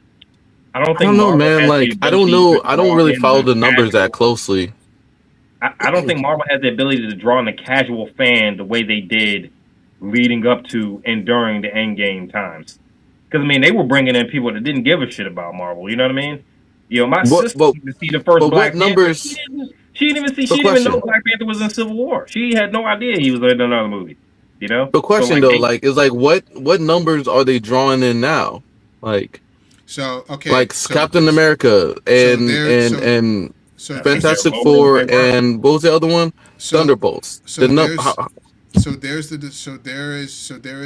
Yes, I will admit that there's a discrepancy there, right? Because of Marvel's reputation now solely based on the reputation. A Marvel movie comes out, people will go see it. The movie will make the movie. They're not printing money like they used to, right? Their last $1 billion movie was it Spider-Man? I got to look it up. I thought there was something after Spider-Man that got a there might have been one other after Spider-Man. I'm just trying to remember what that is. But like they're not doing $1 billion numbers anymore with their movies. But they're still making a lot of money on their movies. But the thing is, because of the reputation and because of the marketing budgets of the movies themselves, blah blah, they're still losing money on a lot of the movies that have been coming out, even though the movies have been making close to $1 billion. So there's that. So you're talking about this is an issue with their internal numbers, not actually with the people watching the movies. No, I'm saying it's both, because I say the discrepancy is because the movies are making a lot of money, but you just spend some time on the internet, like going after even like the more popular every hater movies. is watching it. They are, but they're still hating on it. That's what they do. They're still the thing is the amount of haters have grown. Have grown into the more casual moviegoers, right? The casual moviegoers are exhausted now because they have nothing to watch. Not because they have nothing a to lot watch, of this because lends there's too itself to much just to pure watch. entertainment. We There's want to too be much. distracted. Yeah, that's it. There's too much to watch There's and too nothing much of to quality watch. to watch. They don't. Yeah, like what are the numbers that what numbers is Naked Gun doing? I just put Naked Gun because you said name 5 movies. Well, yeah, I'm just saying, like, exactly. An average random ass movie that came out, nobody was expecting or even asking for. Let me see. I think it was successful because it didn't have a high budget, but the reviews for it were solid, pretty much throughout. So, like, there's a few standout movies that come out that are not Marvel movies. But that's what I'm saying. Marvel, on its reputation alone, will bring people to the movies. But now, because of but they're usually fairly satisfied. Like the haters, you can't really help that. And I understand what you're saying as far as like creating a good product, right? But the haters are going to hate. Yeah. And part of the thing of dealing with the haters is releasing fewer things, right? Like, so, and I feel like that's what they've been doing. I think, if I recall, Marvel has drastically reduced the amount of movies they're releasing, right? Only for like 1 year. Like when Deadpool vs. Wolverine came out, that was the only MCU movie that came out that year. After that, there were 3. No, it was 2. And then after that, 4 movies. 3. A lot of those limited release, don't forget, we're in conjunction with them obviously having Disney Plus, so they can't release movies if you want content for your platform. So a lot of this is actually just business driven. You know what I mean? And I agree. Like I think that's the main problem, man. Is the business fucking situation. Fans, I don't consider us casual fans. I consider like my sister a casual fan, someone who didn't follow the comic books and doesn't follow the storylines and the threads. They want to go out on a Friday night. Your sister's not a casual fan. She doesn't even care about Marvel. She doesn't watch superheroes at all. No, she is a casual fan. She's not a casual fan. Is someone who does not play the video games and doesn't follow the storyline threads from the comics and doesn't know the history of these characters the way that us 3 do. Right? My sister didn't even know how long ago did Black Panther the movie come out after Civil War. Right, because she's a normie. I think they're called normies. 2 years. I think it's more of a casual fan. She's not a fan. She doesn't care. This new movie came. You're a fan if you go buy a ticket and you go see the movie. You know what I mean? I don't think that qualifies as a fan. I think Disney is totally counting her as a fan when they check off who went to see this movie. You know what I mean? She's a moviegoer. But okay, that's I think the problem with Disney right now is they don't have the ability to draw her back in. The way she went to go see those movies back then, she went to see Infinity War and all that. I think they lost the ability to draw in that part of the fandom to come back, which is why they leads to a lack of. What was the first one she saw? Leads to a reduction in movie revenue, right? So, what was the first one she saw though? The first Marvel movie she saw? Yeah. Probably as far as I know, Black Panther. She didn't Right. know that And he why was appeared in that? Civil War. You know what I mean? She didn't. Why would she? Right. Like, so why would she go see Black Panther? Because it was a hyped movie that everybody was talking about at the time, right? I Who mean, was it was talking about the it? hype of this movies, Black people were talking about it. probably because her and her husband didn't have anything to do on a Friday night. They heard it was a cool movie. Hey, let's go to the movie and be entertained, right? Mm-hmm. That's a casual fan. That's not a fan that's looking at the trailers beforehand and excited a year and a half before Doomsday comes out. We're talking about Thor's trailer. That's not a casual fan. A casual fan is someone who says, you know, this movie is cool. It's got some good reviews. She might just be a Let's go see it. casual viewer of a movie, but she doesn't fan anything other than like probably housewives They're a of part some of the city. casual audience. Yeah, she's the okay. Sorry, you keep saying fan. Like fan means a thing. but I know what you're saying. But like I think that like you get caught up on the word fan. Sorry, but you know what I mean. Audience, yeah. But what I'm saying is that like I think that like she saw Black Panther. She was like, oh shit, this is actually cool. This alien guy and his black people. But like she was caught up in the cultural like movement, right? And Black Panther, I admit that was a unique situation, but it was big in a way. It was an event, right? And Chadwick Boseman did a lot of that. Coogler did a lot of that. And word of mouth did a lot of that. But and we're talking about like a lot of that because Black Panther had a lot of setup prior to Black Panther coming out. Black Panther But she didn't see any of that. Yeah, no, but we did. No, right. So like being so like just a movie goer who doesn't care about that never existed without that prior setup, though. You know what I mean? So like, I mean, yeah, but not for her. It doesn't matter to her. But like the point I'm getting at is that like so from that, knowing that character that she enjoyed was in there, she went and saw another movie that Endgame, right? And I'm assuming probably her husband dragged her to see that one, right? Snowball off because he was involved. He was right. And there were people who got drawn into Iron Man 2. It's an issue. I think the issue is that but I think the issue is that like one, it's important to reach out in different cultural groups with your heroes. It's the strength of diversity there. I think that's what that. I think honestly, I think that's what that's saying. I don't think that has anything to do with like Marvel, like with their ability to make other movies that can draw audiences. I feel like if there was another Black Panther movie that was set up properly and had the proper hype, right, and looked good, that she would probably go back to see it because she had a good experience with Black Panther in the past. I mean, I'm pretty sure she saw part 2, and I don't think she liked it as much. I don't think she liked it as much as the first one, if I recall. Yeah, because let's Black Panther, you know. Yeah. Like, 100,000%, man. 100,000%. Well, said I'm excited. Take my money. You know. All right, let's talk about something. They already got my. It's almost 1 a.m. We didn't talk about anything else, but. Oh, 100%. Yeah. No, we did. We had the whole for like the first hour and 15 minutes. We had the whole discussion on time and gravity drives and ion. I know we didn't record that.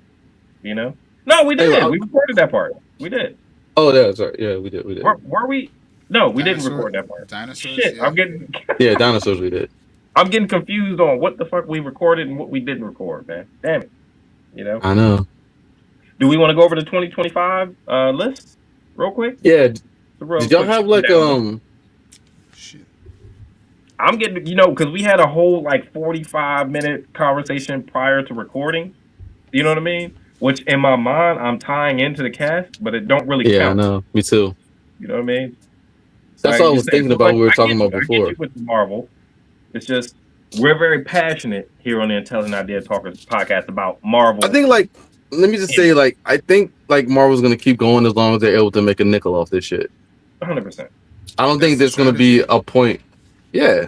I don't think there's ever gonna be a point where they're like nobody's gonna watch this, so we're not gonna make it anymore. I don't see that happening. That's all. No. I think that was like the only thing I was saying. Yeah, like as long as there's money to be made. Because niggas been making superheroes before this. That's the capitalist way, right? Man. They've been making superheroes. Yeah. We will poison them. Like you can only do so many. Like you can only do so many. Fill in the blank. movies. Like, all right. Anyway, so let's talk 2025, y'all. Can you do me a favor? Can you drop the link in the private chat, please? Because Yeah. I can't access it. 2025, y'all. My Strong Tower. If anything, they're gonna milk the legacy cast members until they die. Exactly. You know. Yeah, this is their career, man. I mean, they're suckling upon the teeth of nostalgia, bro. They want you to suckle on the teeth. Chris Evans supposed to be done, but they're back. They want you to. Because like, what have they done since then, man? We saw the movies they were in since then. Nothing. It's like, yeah, nothing. What you gonna do? I mean, you still got to fucking. Chris Evans has been doing movies. He's been doing. He did quite a lot of movies after Endgame, but you know he's been typecast, man. Yeah, you were too good. It sucks for Chris Evans. He's a you know, he's I guess a Hollywood kind of hunk kind of style. You could probably see him in roles with like I don't know, like a Brad Pitt kind of, because he has that build, that kind of body type to be. But it's sad that you haven't seen him in more projects, like mainstream, since Endgame. And maybe that has a lot to do with, you know, COVID and everything pulling back and not being as, you know, Hollywood not being as much on a roll. But Chris Evans is always a good actor, man. And, yeah, especially, maybe he is a little typecast. It sucks. Like, Hollywood has a hard time making, like, good content out of nothing. Right, like they have a hard time doing that shit. So, for a person who came from the MCU franchise where they kind of made their name, like you could throw them in another movie, but it's not gonna fucking matter. Right, it literally could have been anybody. In MCU, right? Yeah, you ain't gonna hit it like that, man. So it's just, you know, it's unfortunate, but like Hollywood just ain't giving y'all shit to work with, for real, for real. You needed to hop on with the indie companies and shit, like indie, you know, studios and shit to probably get any like stories worth telling. Yeah. Right? Anything worth telling, because like this Hollywood just ain't doing it, man. They're too worried about the fucking nickels. Especially just the kind of work, and you know, as expensive as these movies are, I kind of get it. You know what I mean? Yeah, like we throw around these numbers. But when you can add a real tangible price, they can trim some fat, you know, but they won't, because niggas gotta make their money at the top. But you know, that's how it goes. All right, so welcome to 2026. We're in a new year, y'all, and so Claudine had an idea. We were actually talking about it earlier, and we were talking about like, you know, doing a what do you call it? Like a bingo, like a bingo for 2026. Just pretty much like, you know, a prediction list. We list out things that like we think may happen in 2026. Just like, you know, spitballing, see what happens, see what doesn't.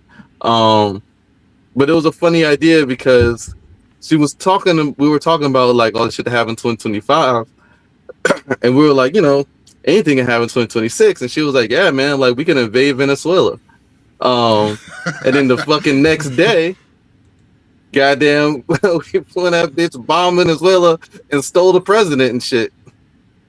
They got this nigga in goddamn New York. You don't know what to believe now, man. That's the problem. Like, we don't know what the hell is going on. Shit just pops out of nowhere. You're looking at your feed and you're just like, okay. Like, when I was reading this list, when you first sent the list, I'm like, I done already moved on from half of these things, you know, in my mind. That New Orleans attack, the very first one.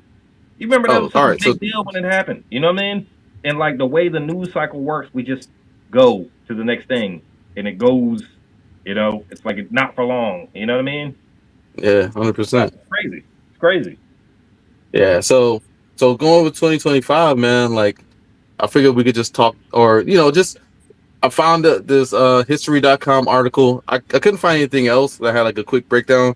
Claudia said there was something else we could use, but I couldn't find it. But, so this one just has just stuff that hit in 2025, man, that, and how quickly, and you make a good point, these, like, how quickly we move on, man. Like, time moves invariably forward, and the American mind the American memory is short, man. Like real talk. But A I lot of can it has to share do with social media, just the way life 100%. works. It's interests. on to the next, or I have to keep going to maintain myself and my reality and my well being and my family. So, but I mean, because this New Orleans terrorist attack happened on New Year's Day, and I remember that shit. And I didn't remember it until I read this first part of the article, but I remember it, Same and here, it's man. so sad. You're like, damn, people just walking, and this guy barreling through the crowd with his car, and it's like, man, the news cycle, and it is just ridiculous, man. We don't have time to even remember anything. Just the speed at which things come, and just go. Like we don't have time to remember shit. It's sad, but also it's like, man, it's the world we live in. So how can it be sad? Because our reality is not sad. I'm not sad. Am I sad? Maybe. It can be sad, but that's why like we kind of got to remember the good things. So like I'm just gonna read off the list. So like you said, January, New Orleans attack, California fires, TikTok lives on. February, second Trump term starts, Doge cuts. This is where we're at. Doge cuts, like pretty much chopping up the government. Like I wish they gave 100,000. What was it? 120,000 people just straight up out of work. It really hit this northern Virginia area hard. Hang on, real quick. When Doge came in, that shit was so hot, and to stir up the American psyche in the news cycle, they were very smart for how they played that because Trump is a hot button topic in himself. So was Elon Musk, and it just made for beautiful news. Is what I'm saying, because it was on everybody was talking about that shit. Doge, and why the hell is Elon Musk? It was a fireball topic, and now it's just gone. Just in the back, No, dude, it's still like all those jobs are still out. Like it still happened. Like the news cycle passed it, but like the effects are still there. So yeah, I know what you mean. That's what I mean. That's what I mean. It's the news cycle passed it. People don't the news think about cycle it just ruled on. And that's don't how talk these about it no more. control it. They know we're not going to focus on this shit for too long. When you talk about the Epstein, I'm shocked the Epstein files are still. Do you think the Epstein files would be as a hot button topic today if Trump was not the president? Because I don't think anybody would give a shit anymore if Trump was. We wouldn't, because he didn't ran on that shit. I'll be honest. They would never come out if Trump wasn't president. We wouldn't focus on it as much. We would never see it. Mm-hmm. Like none of these would ever come out because the Dems didn't care to do anything about this at that time. All right, they had all this shit, but they didn't care to do anything about it because they're benefactors in it too. But the fact of the matter is that the Republicans are the fucking ones really using it, and then Trump being the one that ran on it and pointing the fingers at everybody else. Like one thing America loves is pointing out hypocrisy. We love it so much so that we make it up as often as we can. But in this situation, it's actually there. It's a huge point of hypocrisy that's like right in the face of the American public. When Trump is in office, running on it and pointing at Bill Clinton, it turns out this thing was actually with Bill Clinton and Bobby hosting this shit just as much as Epstein was. But isn't that part of the American way though? You know what I mean? Because you hear all the time, around the world, America's going to be a beacon of light. We're going to lead. We're going to show, and a lot of times, people around the world, they don't like America because of the fact that we police and bully and bully our way and push our way in and colonize. You know what I mean? Like, so it's built on hypocrisy. Every man is equal. Go get me a sandwich, nigga, or I'll kill you. You know what I mean? Remember that shit, Dave Chappelle? Mm-hmm. Dave, Yep. That's back when Dave was funny. Now Dave is still funny. Go get me a sandwich, funny. nigga, or I'll kill you. Just don't. Hey guys, don't bother watching the stand up. And then he wrote that shit. He's like, freedom, justice for all. You know what I mean? Like that shit was like an afterthought. Freedom, justice for all. That shit was funny. Had the mid-air collision over the Potomac with the helicopter. That shit was fucked up. When that shit first happened, I was watching every insider interview. I was watching CNN. I mean, I was watching people podcast about it. I was watching former pilots on what could have happened. You know, I guess they said like last week or the week before that it's been confirmed that the guys were actually wearing the night vision goggles, so they couldn't see. You know, they couldn't see the plane. So just crazy, man. Crazy how the news cycle works. Immigration crackdowns. ICE actually literally just arresting people because they're brown and Latino.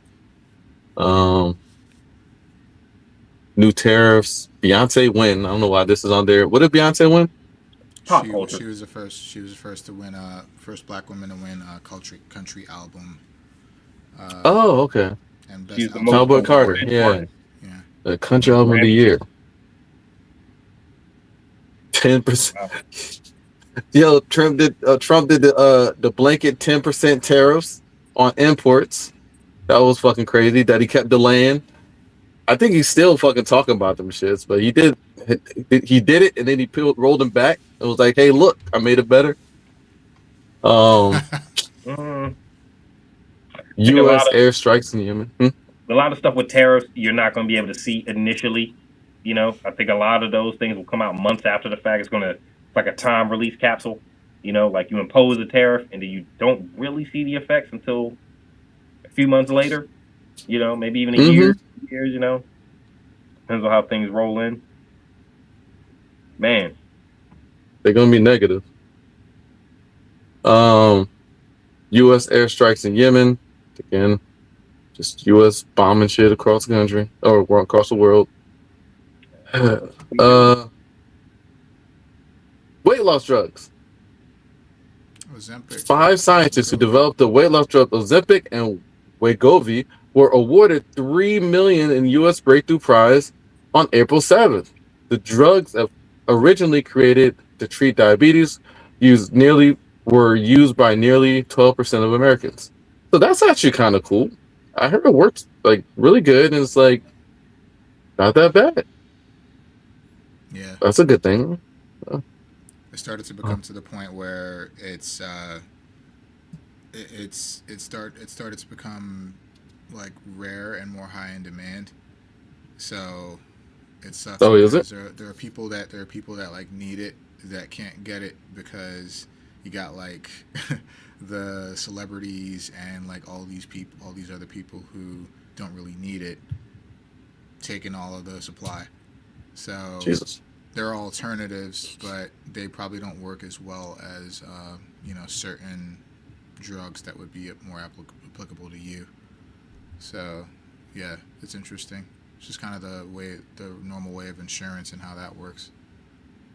I imagine it's going to be an issue for gyms if it becomes as popular and easy to get. Like, Yeah. it's like nobody's going to exercise anymore. Like, I mean, we already don't, but like, that's right. We got an American cardinal. An American Pope transition at the Vatican. Leo the 14. What's this? 14? Yeah.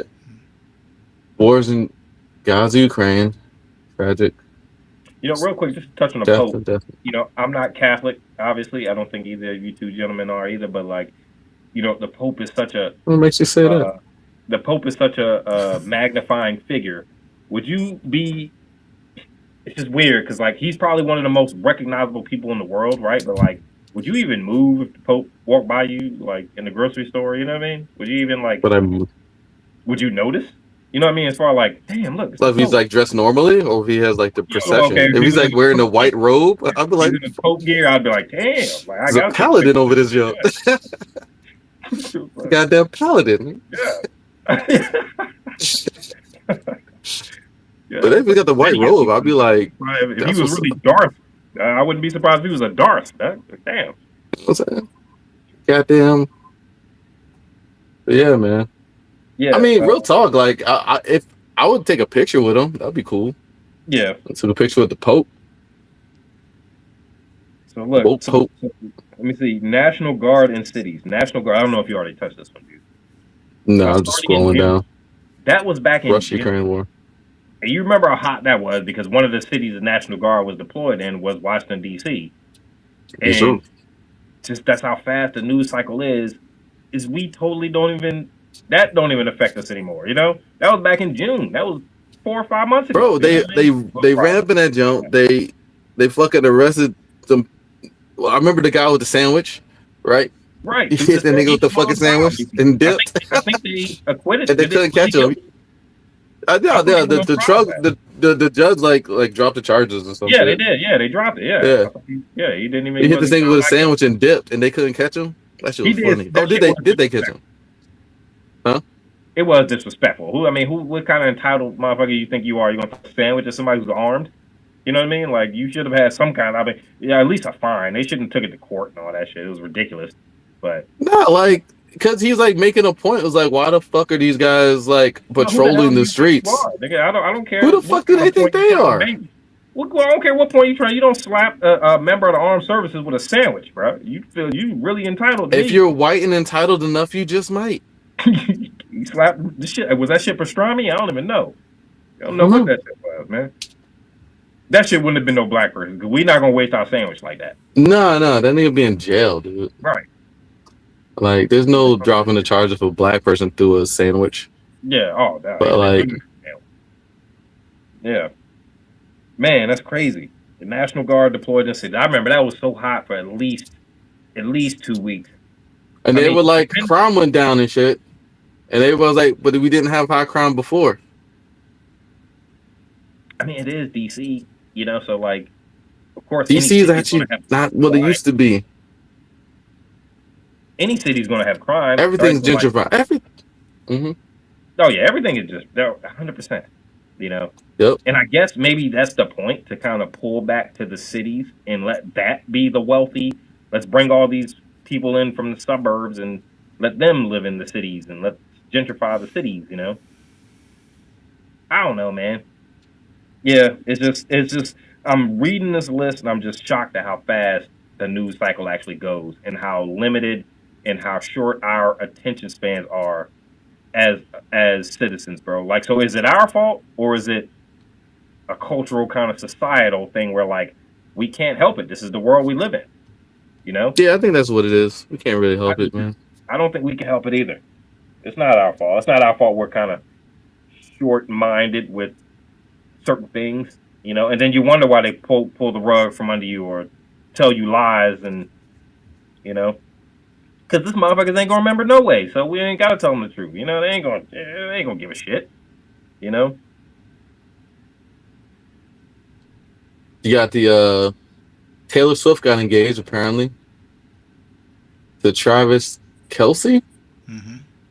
He's tight end. That's the only reason I know that is because he, you know, I watch football, and Travis Kelce is a tight end for the Kansas City Chiefs. And Taylor Swift was at all the games, so all the games you'll watch, Taylor Swift would be in the Super Bowl. She was at the Super Bowl and shit. I find it funny. Speaking of which, I find it funny that Kendrick Lamar's Super Bowl halftime show didn't make it on here, because that was a hell of a fucking shit in February. Right. Yeah, that's a good point. I mean, wasn't that a cultural moment? Yeah, it was. I think so. Very much was. More of those than Taylor Swift got engaged. She didn't even get married. Mm-hmm. She just got engaged. Why'd this make the list? Well, it's Taylor Swift. Because she's Taylor Swift. Anytime Taylor Swift makes moves, yeah, it's going to be, you know, pop culture. AI arms race, of course. So, you know, we have AI now, y'all. What is this? OpenAI released ChatGPT 5 in August. November, Google responded with launching Gemini 3, prompting a code red. OpenAI, which re-released, ChatGPT. Did either of you guys use ChatGPT? Occasionally. Yeah, I'll put with it at the beginning. What exactly is it? What do? Do you just what is it? Can you explain it to me? Because I've been hearing it. I don't really have the need of, like, you know, like it's good for like rewriting emails. So you can use OpenAI for anything, but the catch is that you have to prompt it correctly in order to get what you want, and that could take a lot of time experimentation. So you want to ask ChatGPT, like Juice was saying, to rewrite an email for you for work. You have to prompt it in a certain way to automate the process for you. So at the end game, or the end goal, is to automate as much as you possibly can, and also if you're using it for answering questions, or if you're using it for kind of like making it so that like you have menial tasks that you do throughout the day, it makes it a little easier. You can use it as like an organizer. You can use it for almost anything. Again, the catch is that you have to prompt it to do so. So you're still teaching it how to make your life easier in a variety of ways. So that's the real broad gist of it. Yeah.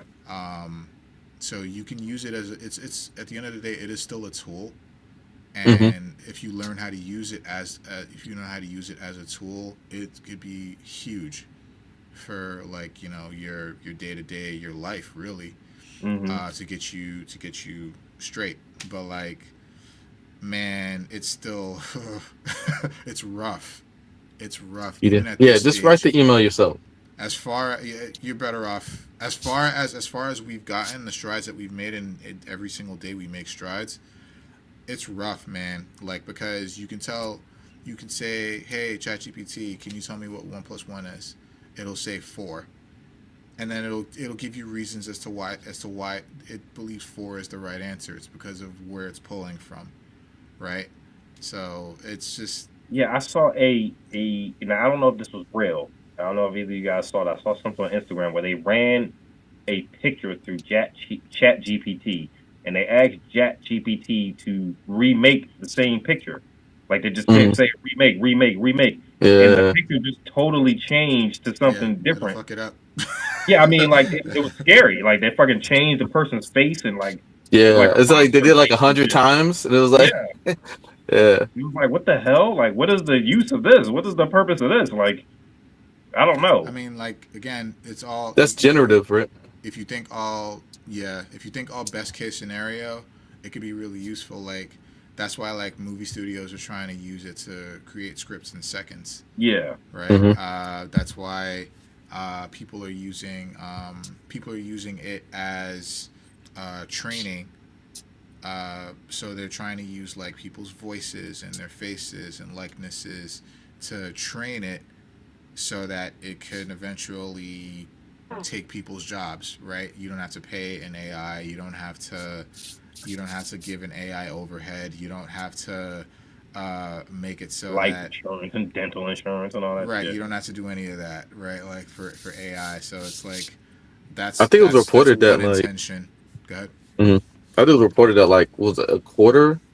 That might be high, but it was like a percentage of like entry level like jobs were like pretty much eliminated because they were using ChatGPT for those positions, or not ChatGPT, but just AI in general, like in whatever field. You know what's interesting about that? The interesting thing about that is that they get rid of all these people. They have these massive layoffs because they feel like ChatGPT is the thing that will take these people's jobs, but yet they still need to hire people to train the ChatGPT how to do those other people's jobs. So they find themselves in a corner. Also heard that they ended up having to rehire for a lot of the positions. Yes, right. Because ChatGPT or just whatever the AI they're using is not sufficient to do what they wanted to do. But it's the intention that's fucked up because they jumped on that shit immediately. They were ready for that shit. You was good? Yeah. We don't have to pay what? Right. But they have to rehire the same people back because those same people are the subject matter experts in whatever they're doing. And ChatGPT they find out very quickly that ChatGPT is not there yet. So like you can't prompt ChatGPT, hey, respond to this email. Like right. No, you can't do that. You have to tell it to write an email for you, and then you still have to QA the email. You better check that shit. Have a bunch of errors, grammatical errors, spelling errors, whatever. And it ain't gonna make no sense. Start hallucinating. It's not gonna make any sense. And then you still have to QA it. Then you still have to edit it, and then copy paste it, and then send, and then review, re-review, and then send. So it's like we're not there yet, but Yeah. people are whatever. If you have a focus, if you have something you really want to use it for, then yeah, you can absolutely train it to help you in that regard. But you still got to do there's a lot of effort that still goes into QAing it. So Because most people, man, we brush off AI, but it's going to affect every single one of us in so many ways, man. Like, because and like you said, you saw that first opportunity to jump on that shit and use it for a capitalistic advantage. They took it, and then they had to end up hiring those people back. So, like, the writing's on the wall. You see the dangers of it and what it's going to do to the economy and to people in general. And people still can't wait. They can't wait to jump on it. There are certain They good say uses that. for it. There Yeah, are. yeah, yeah. I think there are good uses for it, but it has to be in check. But the problem with humans is nothing's ever in check, man. There's always a buck to be made. So Yeah, man. I think the inherent problem with humans is the depths we will go to be as lazy as possible. Like if there is a path of least resistance, we will take it. No matter how hard we have to work, if we can get there, we will take it. And AI is just one of those tools that could possibly help us get there. Right. Yeah, and that's the problem. Right. It's like going back to and I'm not knocking it by any means, but like going back to like Ozempic, right? It's the path of least resistance. It is a magic pill. It is literally a magic pill. Literally. That you mean you don't have to go to the gym, you don't have to diet, you don't have to put any effort into losing weight. It just does it for you as long as you're consistent. Right? And so it's like path of least resistance. If there is a way to be as lazy as fucking possible at the end of the day, humans will take that. Humans will take that path. Always, every time. It's very similar to my theory of humanity, where it's like we'll do anything to find an intoxicant. Say more. What does that mean? We talked about that before. We'll find any way to get high. Oh, we'll find anything. We'll find anything to find it as a point of inebriation. Oh yeah. Like if every culture's got one or two or three, they'll find in places where they didn't have anything, they made something, or they did shit to themselves to make it happen. Yeah. But yeah. The dangerous part is seeking the next level. That's the dangerous part. Oh yeah. Yeah. But yeah, man. So what's it say? Following China's launch of DeepSeek R1, the Trump administration announced a $500 billion Stargate project. OpenAI, SoftBank, and Oracle in a bid to keep the United States in the forefront. So, like, the government has poured, still pouring billions of dollars into AI, and we are literally at a point where I've seen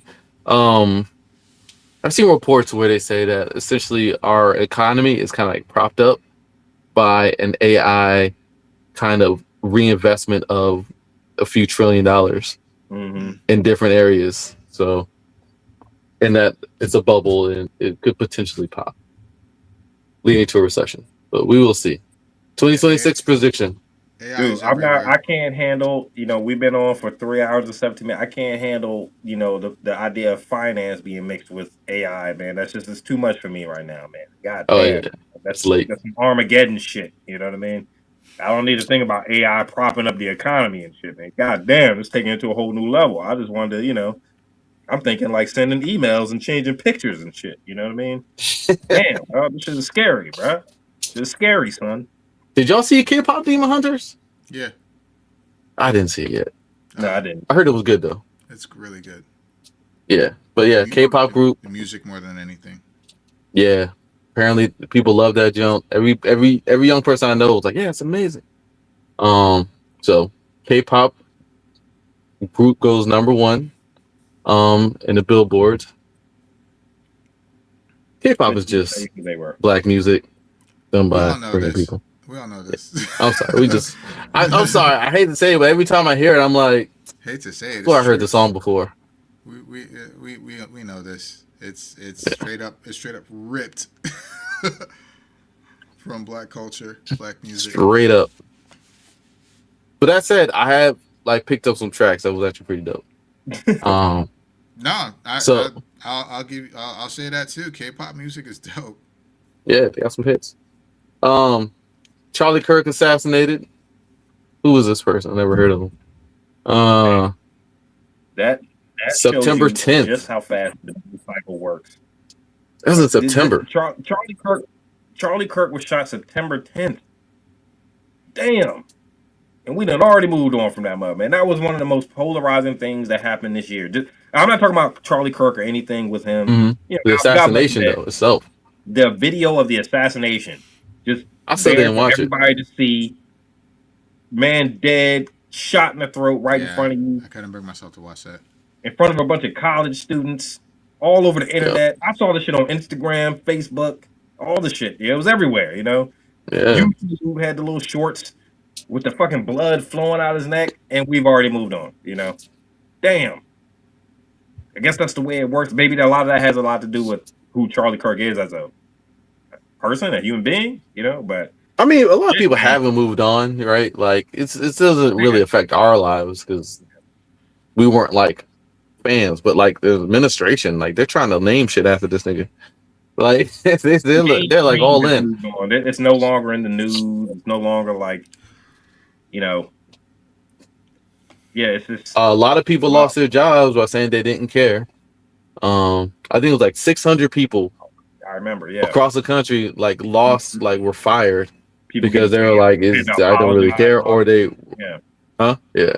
Yeah, they had that was a crazy thing. They had to apologize. Yeah, that's just crazy. That's one of the crazy shits about this whole thing. And we talked about that. It was just the shock and awe of seeing him murdered in front of you that kind of really led to a lot of that, you know? Yeah. Even people who didn't know it was like a visceral.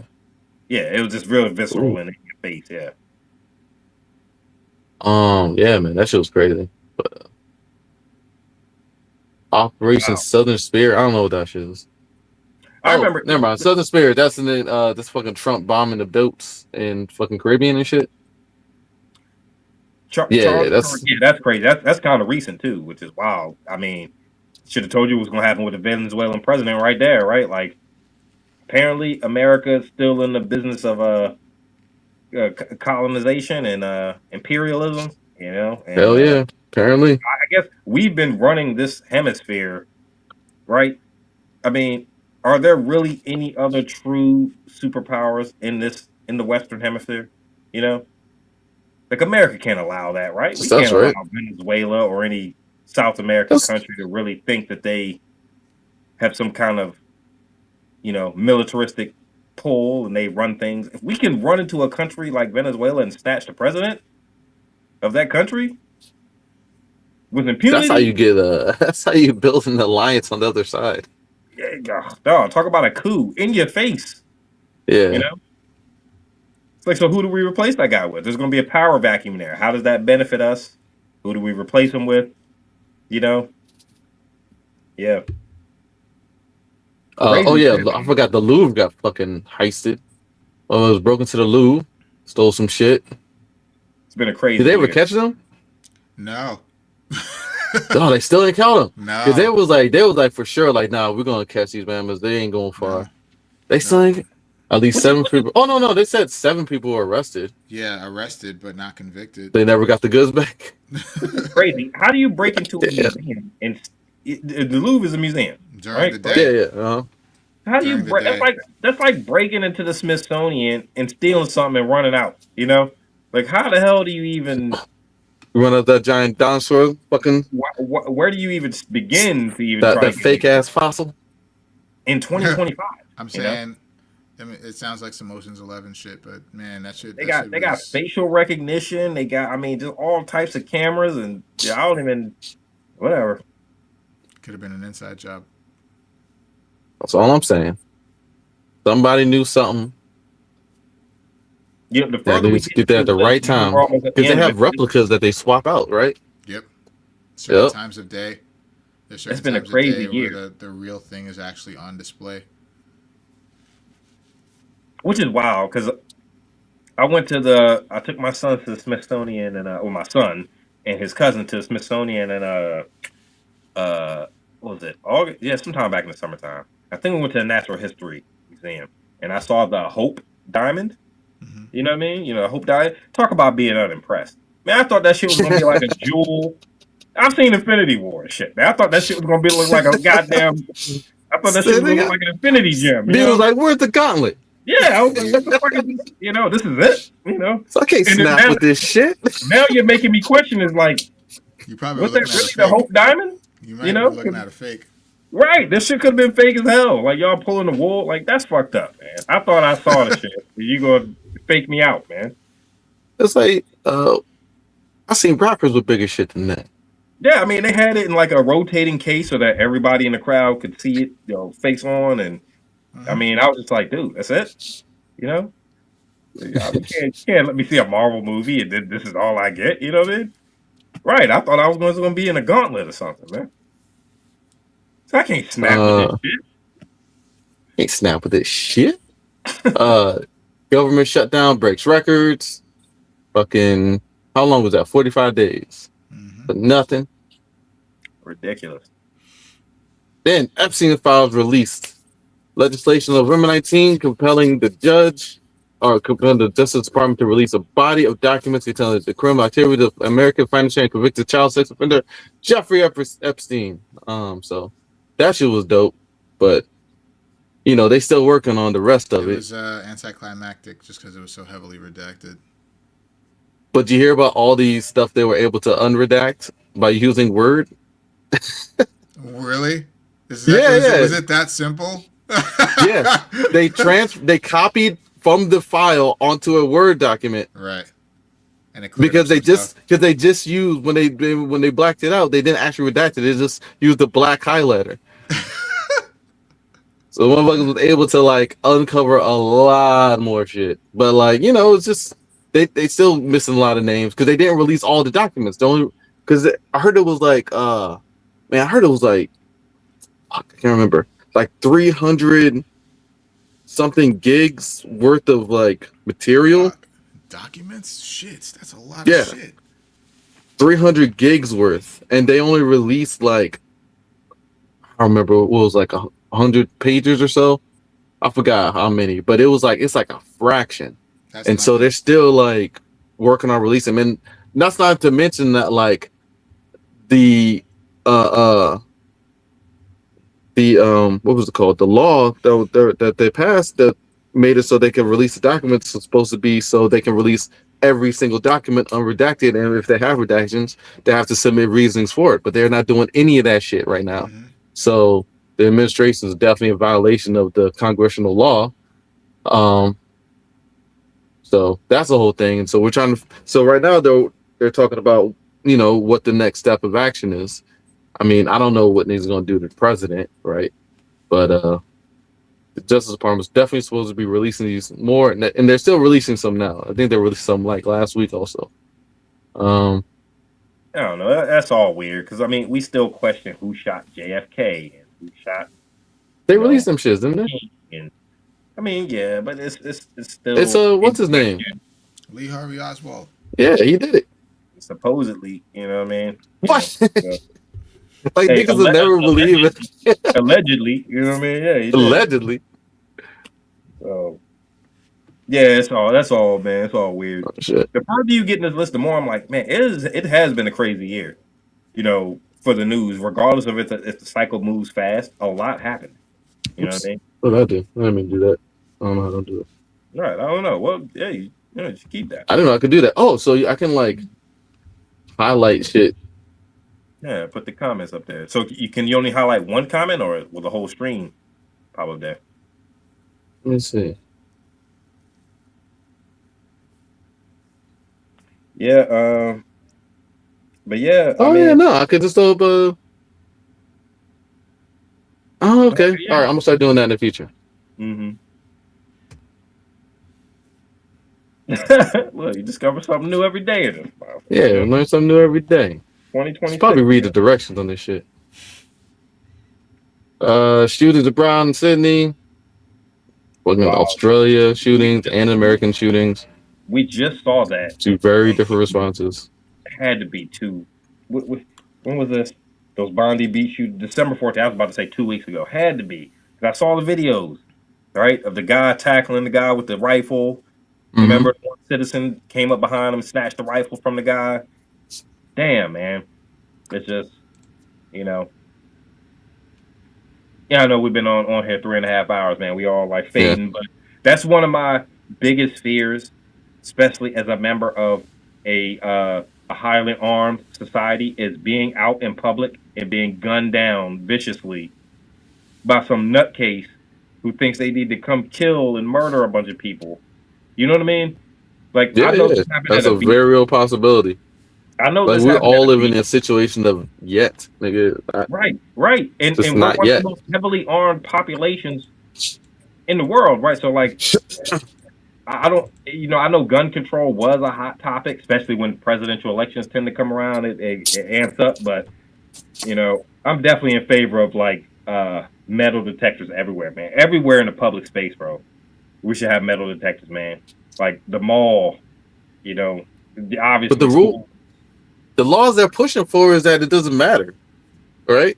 100%. They wanted you to be able to carry there too. You can have the metal detector, but like, how much of this has nobody's gonna take your shit?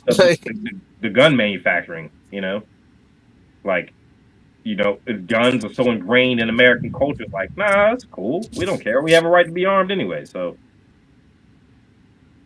yeah, man. But I wish that shit just meant swords, man. We got all like walk around with katanas and shit. Right. So like, since everybody got guns, like walk around with a katana, they'll take that shit. I walk around with a cloudbuster sword, man. It was a goddamn fucking was a gut sword. Juice, I did download your game. I didn't start it yet. I started like the very beginning where they teach you how to do the tutorial, but I'm gonna start it over. What's it called? Oh. Where winds meet? Yeah. I've been playing that joke, man. So wait, is it really truly open world? Yeah, it's a huge world. So they asked, like, do I want to be a cooperative player or do I want to play solo? I picked solo. Mm-hmm. Then, like I said, I'm gonna restart because I want to get like more into the story. I missed a lot of the dialogue at the beginning. I was kind of fading off, but so it's open world though. It's open world. Yep. You're like it's a large ass world. Yeah. So far, there's 2 large worlds you can go into. I just got to the second one, and you're just like the story is like meh. I don't really care much for the story. I was just about to ask you. So because it is a free game, and I imagine I'm getting gameplay and not story, or one or the other. I don't think they would. You get story. Story. You have to progress story to move through the game, but it's like I just don't care for it. Like I'm playing Ghost's Yote, so I'm like comparison. Right. I'm like let's just can we X do this? Okay, what y'all talking about? Games are so cinematic now. Like you pay for the experience of the story as well. Yeah. Like, also, there's a thing I noticed. I was telling Dr. K, like, so in this game, there's something I noticed, and whereas like because this is like a Chinese maker, the game is like a Chinese maker and studio and all that stuff. Like they put this shit together. It feels very fast when you play it, like very frenetic. It reminds me of like a Final Fantasy kind of.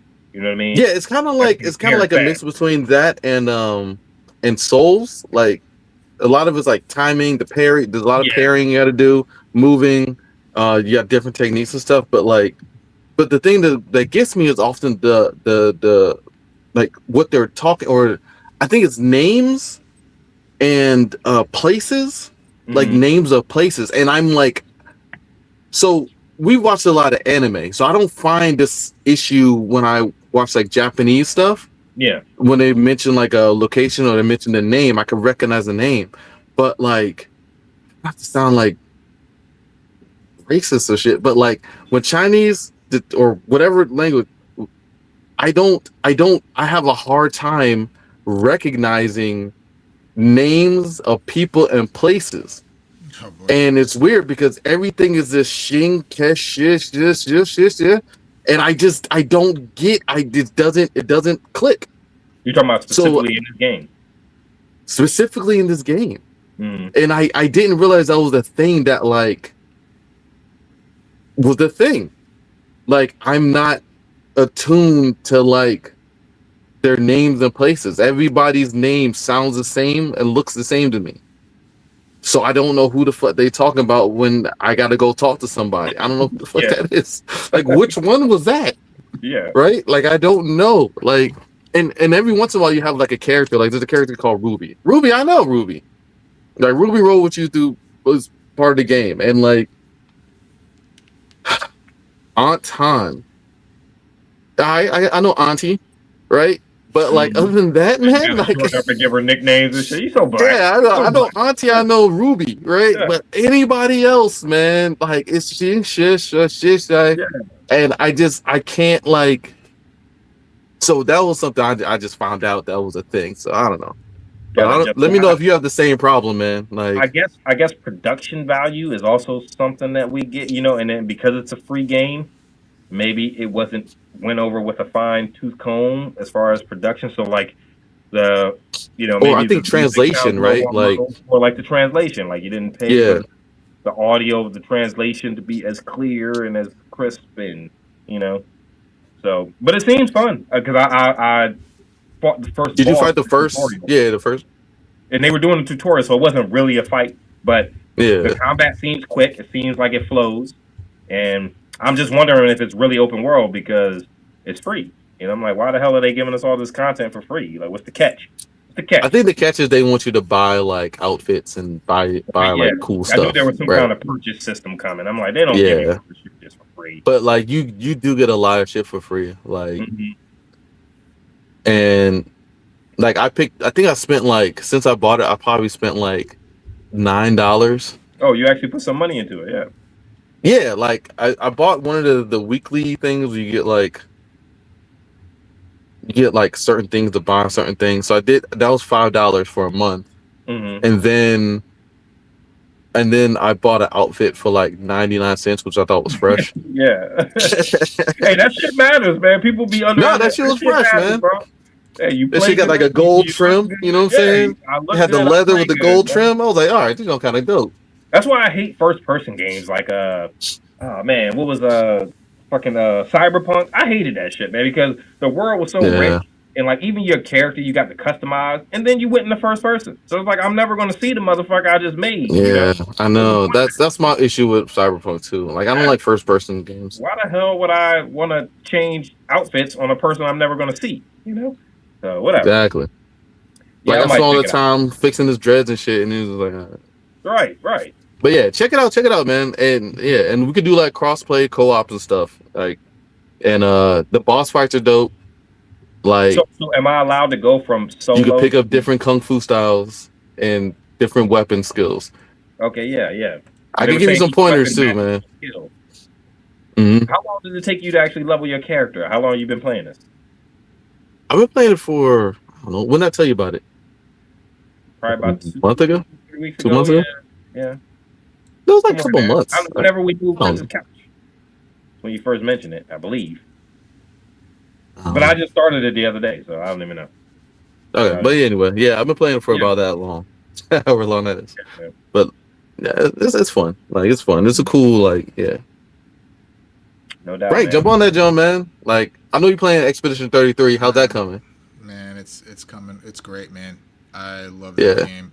I'm close to the end. I'm actually trying to do all the side stuff before you get to the final boss. But at this rate, I can one-shot the final boss. So I'm just trying to bide my time and wait for the opportunity. But I'm getting there. And then when I beat it, there's a lot of post-game stuff that I can do. So, but Expedition 33, Game of the Year for a reason, man. It's so good. Yeah, so that counts at finishing a game. Like, I know some, a couple of my boys are like, man, I finished the main story. I'm done. They just, I already beat it. I already beat the game. I said, man, you playing for 2 days. There's no way to get all that content, bro. So you ain't checked that rock on the region 4 to pick up that trinket? No, you ain't finished that, Joe. Maybe not all the collectibles, because I never got all the Riddler trophies in Batman Arkham. You know what I mean? I'm not going It's just hard. Fucking 500 Riddler trophies. I'm not doing all that shit. You know what I mean? But most of it I did. You know, the bad thing about not being able to do the Riddler trophies is you couldn't see the final protocol until you did it. So I had to go on YouTube. I felt like I cheated when I saw it, No, that's Batman fine, man. I don't. protocol at the end. No hate, bro. Yeah, I'm not Like going around needing IGN, 500 Riddler I trophies. hit up IGN. Like, I can see Captain at 100. This shit was like 434 Riddler trophies. Like, hell no. Like, going around figuring this shit out. But, whatever. Yeah, man. Been a good cast, fellas. Been a good cast, man. Any New Year's resolutions for y'all? Live and maintain, brother. Yeah, really, man. Just try Amen. to stay mentally healthy and locked in, Healthy overall, for one, but especially mentally healthy, Anytime coming out of this time of year, like Frank said at the beginning, it's very stressful, and a lot of people deal with depression and negative feelings, and just feelings of not being adequate around this time of year, and like just coming out of this and at a good mental state and mental place is crazily important, man. So if anything, man, like try to take care of my mental and overall health this year, man. Hey, health is wealth, man. You ain't got health, you ain't That's got a serious goal, man. It's easier said than done and shit. Physical and mental, man, because you can, if you ain't got mental health, like you can look like $1 million and feel like shit, So, big deal, man. Big deal. Yeah. So, yeah, about it for me, man.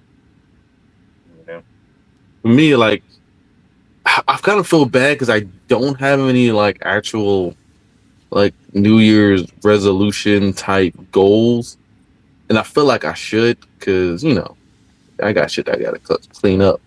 But like, I don't know, I just haven't felt motivated. But like, I'm probably gonna come up with something probably before the end of the month, and I need to start working out again. That's all I know, man. I need to start exercising again. Like I need to start like today I took to leave to his first Taekwondo class out in the rec center. Nice. And he had a blast, and he was like doing the stuff, and I was like, damn, I miss doing that shit. I miss like doing like all the exercises and stuff, man. We used to train capoeira.